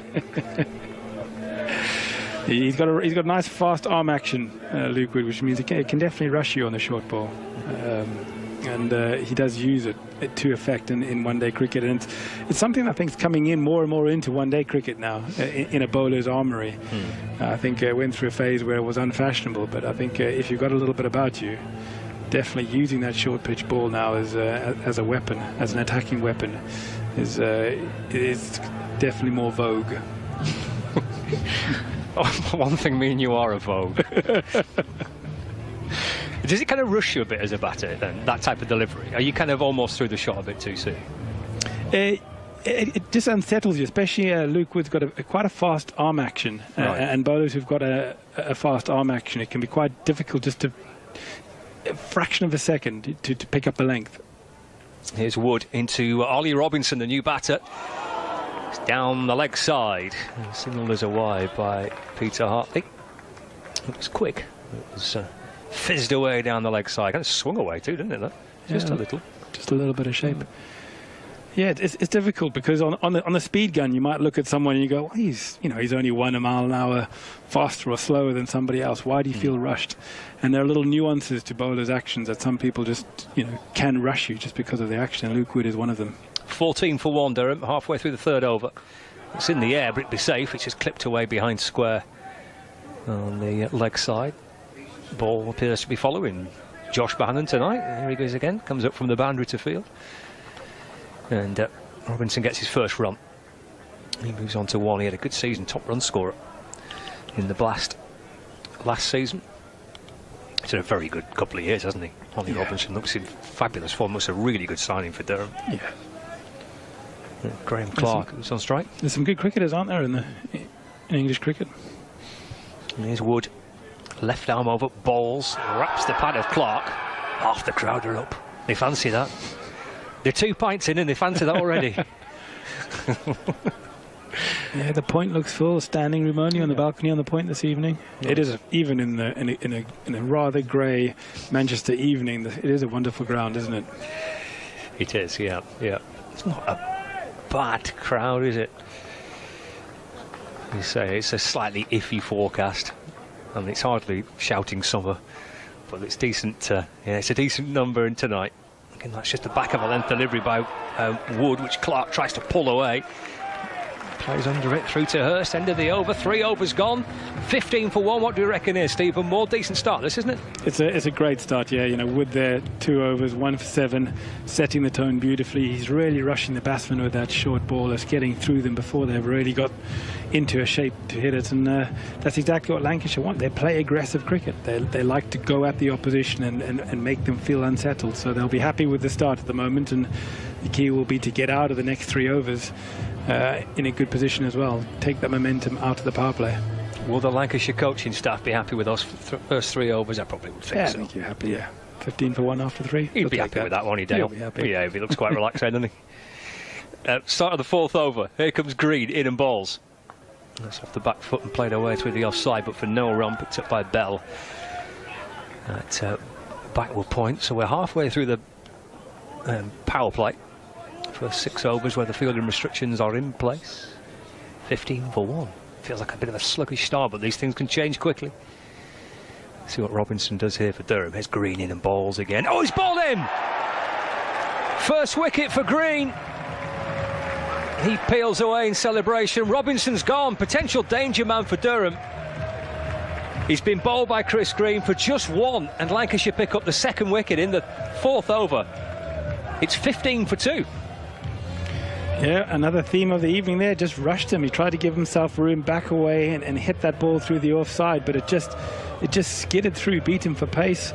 He had left his stumps wide open, and it just careered into middle stumps as he was trying to hit that through the cover point area, and he was nowhere near it. Beaten for pace. Lovely bowling from Green. And he's made an impact straight away. And we talked about how much T20 cricket he's played, and he's played in tons, hasn't he? Oh, yeah. But it's still nice to make that early contribution when you're a new side, I guess. Absolutely, yeah. And you can see the confidence. You know, he's smiling. You know, he's been talking to Crofty at mid-off a lot, but you can just see he's dictating. He knows what he wants to do. He's moving the field. He's in control of his over.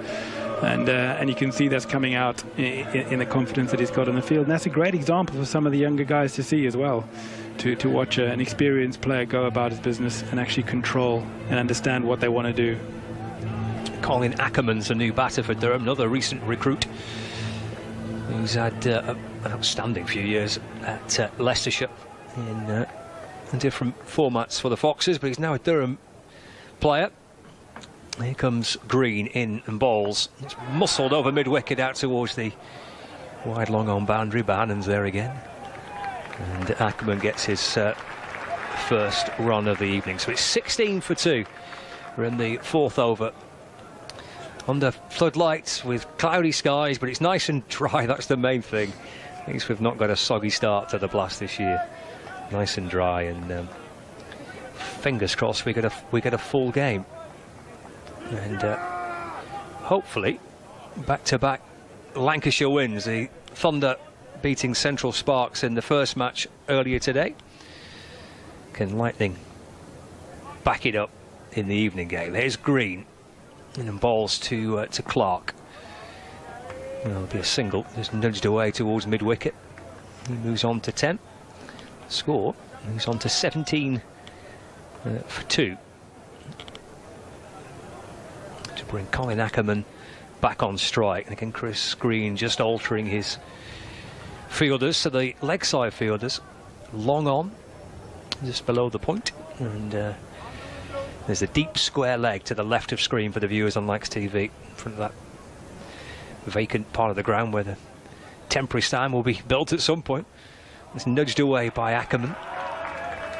Just dropping it in towards the onside. This is turning into a very, very good second over by Chris Green. Dot ball, wicket, single. Single and a dot. Here comes Green. In and bowls again to Ackerman. That's played on the bounce, back down the pitch and gathered by Green off his own bowling. Super stuff. 17 for 2 after 4. Gets better and better. It does. I think, yeah. I think Dale Benkenstein will be asking for a cup of tea on the balcony there soon if this continues. It's what it'll do though. It'll make it interesting to see what Stephen Croft does with his bowlers now. Having such a good start, he's going to go for a third over forward, keep this momentum on. But obviously these are overs he's taking out the back end of the innings. When Durham now will be looking at recovering this at some point. So these are all the things you have to take into account when you're trying to get through 20 overs. Stephen Croft will be thinking what he does with his bowling lineup. Well, he's made a change from this end. Luke Woods out of the attack. Tom Aspinwall's in. It's off the back foot. It's not timed. It's caught by Green at mid-wicket and Clark's gone.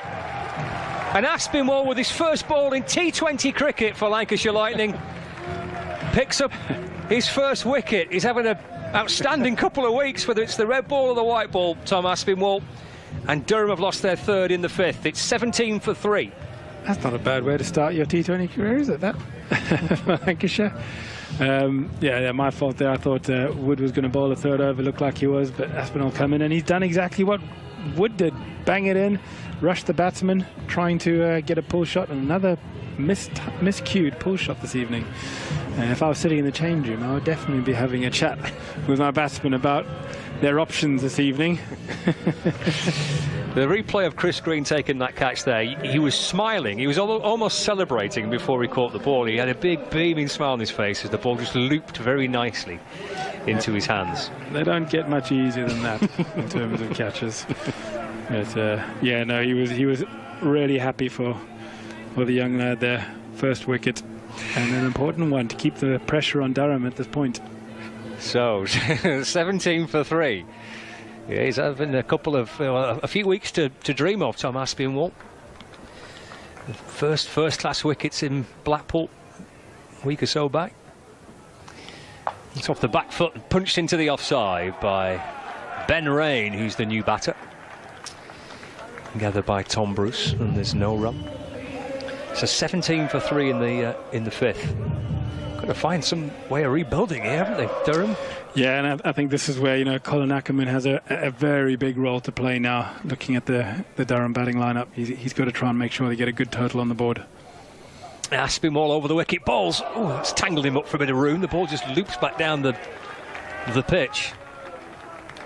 And there's no run. It's a great start, this, by Aspinwall. Sent that one down.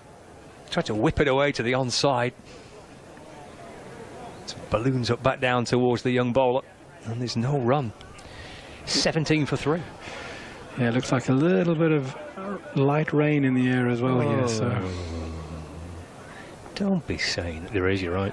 Aspinwall in, bowls to Ben Rain, who does really well to ramp it over short fine leg down towards the boundary. It'll skid up towards the rope, and it beats the dive of Luke Wells.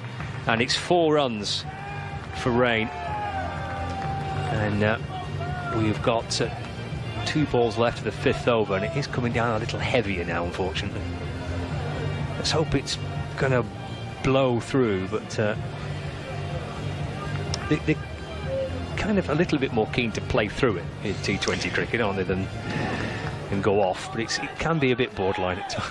You can't play in Armageddon, can you? But,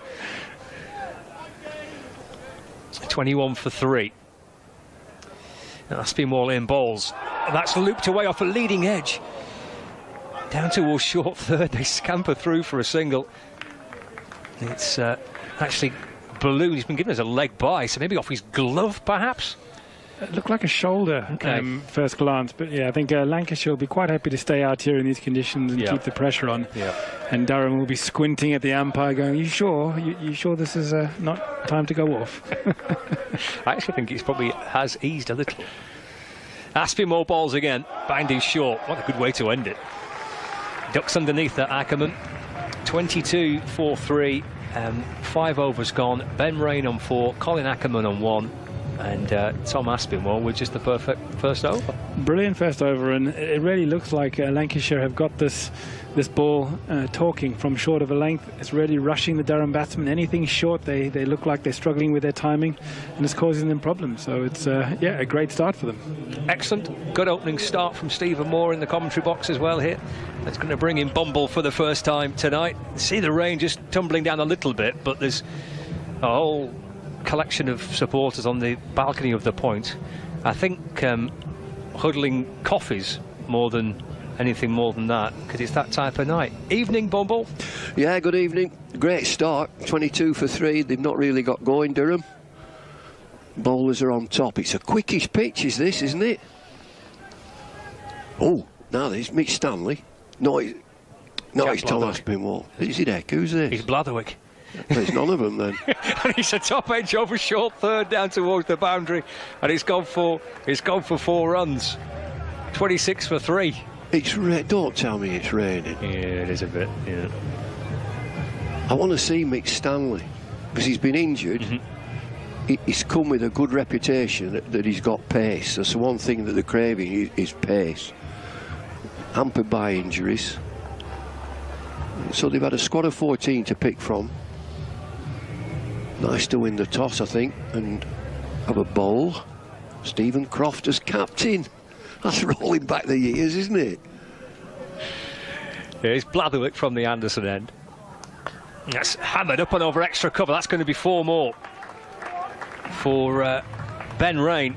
He moves on to 12. Durham 30 for 3 as they try and kind of counter punch here a bit. Well, they've got to do. You know, you're 3 down. There's a little bit of rain around, so you've got to get a partnership going. Blatherwick into the attack. He's gone for 8. Last delivery short and wide, and you're going to get clattered short and wide. Just inside the power play. Power play 6 overs.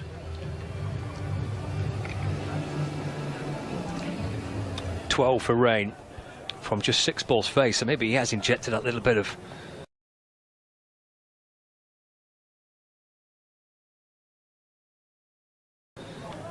spark into this Durham lineup. Let's play back down the pitch. Oh, brilliant by Blatherwick. Rain, the man out, and Jack Blatherwick takes a terrific catch off his own bowling. Hit for successive 4s. His comeback is the end of Ben Rain. He's gone for 12, and Blatherwick take a bow. It's 30 for 4. Well, this is special. Sharp ball, just into his ribs, and he pushes it back down the pitch, and his athleticism gets him to the ball. He's very, very low, round about his ankle, around the wicket, just back of a length. It's an outside edge. It's a super catch, it really is. He looks fit and he looks strong, Jack Blatherwick, but I can tell you the momentum taking him down the pitch and then to look up and to change direction, that is a super catch.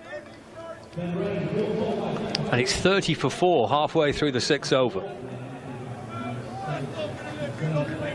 It's a brilliant reaction off his own bowling by Jack Blatherwick. And Ashton Turner, who's got a stack of experience in T20 cricket, is the new man out. Outstanding outstanding power play this for Lancashire Lightning. We've got 3 balls left of it. Well, we just said about it. You've got to counter punch and keep going. Then they lose another wicket. 30 for 4. Here's Blatherwick in and balls. It's defended by Turner. Just nudges the ball away into the onside and picked up by Blatherwick off his own bowling. I think they were the super right at the beginning. Lancashire Lightning with Luke Wood with good pace on a good pitch, a pitch that's got a little bit of pace, and then you see the off spinner Green come into the attack. He bowls it quickly, got a high action and bowls it quickly, and I thought they got off to a great start. 2 balls left for Blatherwick of his first over of the night. In from the Anderson end, balls again short, and Turner shapes to try and pull it, plays underneath it. It's a good short ball by Blatherwick, nothing wrong with that. I think it's a super delivery, is that, on a pitch like this that's got some pace in it, it's got some zing. Get your bouncer in every now and again, and he bowls it, but if he gets it too high, it's a waste, and it's extra deliveries for the opposition, but he gets it just right, quick, sharp, straight. 30 for 4, final ball of the over, and the final ball of this power play. Oh, a step to the leg side, he carves the ball away through the offside. Bohannon's out there for Lancashire Lightning to field. They get through for a single, but this is all about this wicket, Bumble, in this over, isn't it? Yeah, it is, and it's a terrific comeback after being hit for a couple of boundaries. There's around the wicket, and it's a top edge. It hits the top edge of the bat and comes down the pitch with a little bit of a loop on it, but he's got to change direction from round the wicket, and he dives forward. That's not the easiest thing to do, at that momentum, to dive forward a little bit to his left, gets two hands to it round about ankle high. So they're bossing the game, Lancashire Lightning. Now then, you've got Ackerman on one, Turner on one. Keep it down, keep them quiet. Fielding restrictions have been relaxed, so Stephen Croft, the skipper, can get some extra bodies towards the boundary. He's got a deep point at the minute. There's a third man, there's a fine leg, and there's a deep square. Aspinwall over number 7 this of the Durham innings, and pushed back towards him by Turner, and there's no run, so a dot ball to start it. Good to have the blast back, Bumble. Well, I was just going to think that you see that delivery there, it's a dot ball, and it's something that we all talk, oh, dot ball, that's it, precious, dot ball, keep bowling dot balls. And we make a big play about them, but they're so important. Puts pressure back on to the batter, and of course the worst thing, don't get hit for 4 off your first delivery. Aspinwall balls again, back of a length, cleared mid off, no, straight to Croft. He can do no wrong, Tom Aspinwall. It's a dream start for him tonight, and his old skipper's taken the catch at mid off, and it's 5 down now, 31 for 5. Aspinwall with his second wicket, potential key man as well. Ashton Turner's gone. I just wonder whether this pace is too much. I mean, they're being hurried. The Durham batters are being hurried into the shot. Again, that's a quickish delivery. He's not rapid, Tom Aspinwall, but there's good bounce in this. It gets round about chest high, and it hits about the sticker on the bat, and just lobs up to Stephen Croft. Look at him. How old's he? He's as old as me, Stephen Croft. Captain in the side. I thought he'd retired years ago. He's keeping going. He looks fit, doesn't he? It's that CA. He's from Blackpool. There's a seaside place called Blackpool that's noted for fresh air and fun, where Mr. and Mrs. Ramsbottom went with young Albert, their son. The grand little lad was young Albert, all dressed in his best, quite as swell. Anyway, Tom Aspinwall's coming in. That's quite enjoying that. 31 for 5, in and balls. Oh, he's bowled him! 2 in 2! He's on a hat-trick, Aspinwall! A big beaming smile on his face, mobbed by his teammates. Third wicket of the night for him, 6 down, 31 for 6. Oh, would you look at this? They talk about Yorkers in the game. This is perfect. Quick, straight, and it's castled him. Furniture all over the place. What a game this is for Lancashire Lightning. Durham 31 for 6. Aspinwall in. New batter, it's perfect. He's right on the crease. Look at the bails flying everywhere.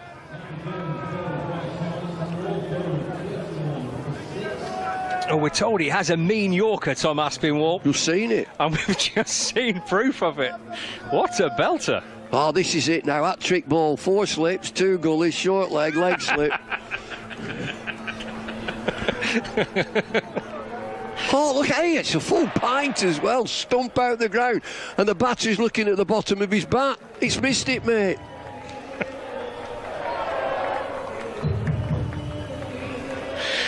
$31 for 6. Pooh. It's 2 in 2 for Aspinwall. Chance of a hat-trick, and Potts on strike. Over to you, Aspinwall. In and bowling. He's gone for it again. Targeting the pads. It's flicked down towards fine leg. He gets a single, Potts, and Aspinwall gets a welcome and deserved round of applause. Aspinwall, 1.4 overs, 3 for 5. Bang, bang, 2 in 2. 32 for 6 in the 7th. The dream start for Lancashire Lightning tonight. Aspinwall bowls again. Ackerman nudges it defensively, cautiously, carefully back down the pitch and gathered by Aspinwall off his own bowling, and there's no run. Well, they're on the ropes now, aren't they? We talked about you've got a counter-attack. They're running out. 6 down. Matty Potts is in at the crease. 32 for 6. Final ball of the 7th. Aspinwall to complete his second over of the evening. Swing and a miss by Ackerman. And through to Hurst. Brilliant from Aspinwall, Bumble. What a great over.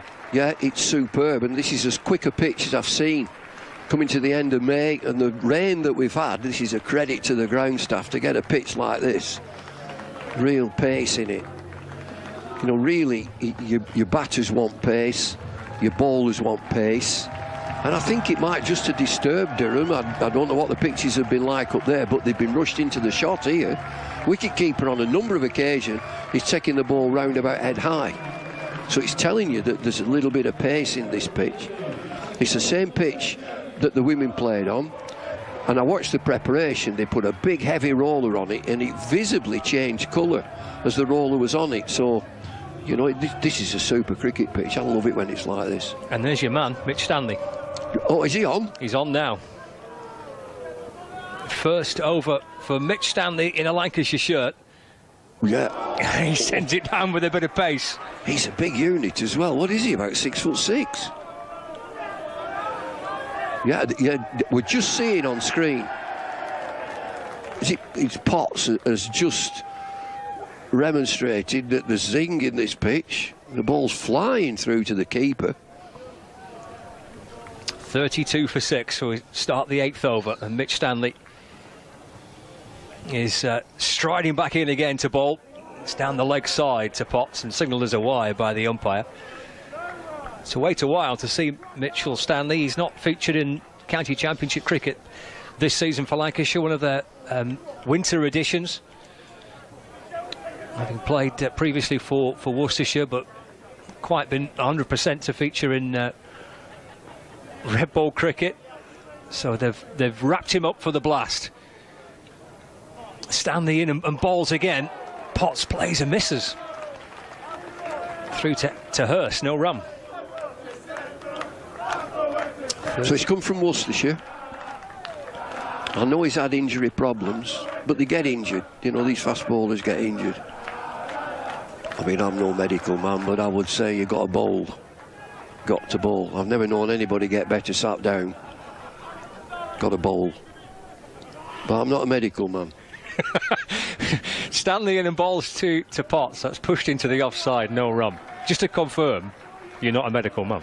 I'm not. I mean, I was more of a captain. What's up with you? Can you not bowl another couple of overs? Get on with it. 33 for 6 in the 8th. Well, he'll be hoping for a busy few weeks. It's game after game in the blast. It is. 3 matches in 4 days to start the competition for Lancashire Lightning. Here's Stanley in and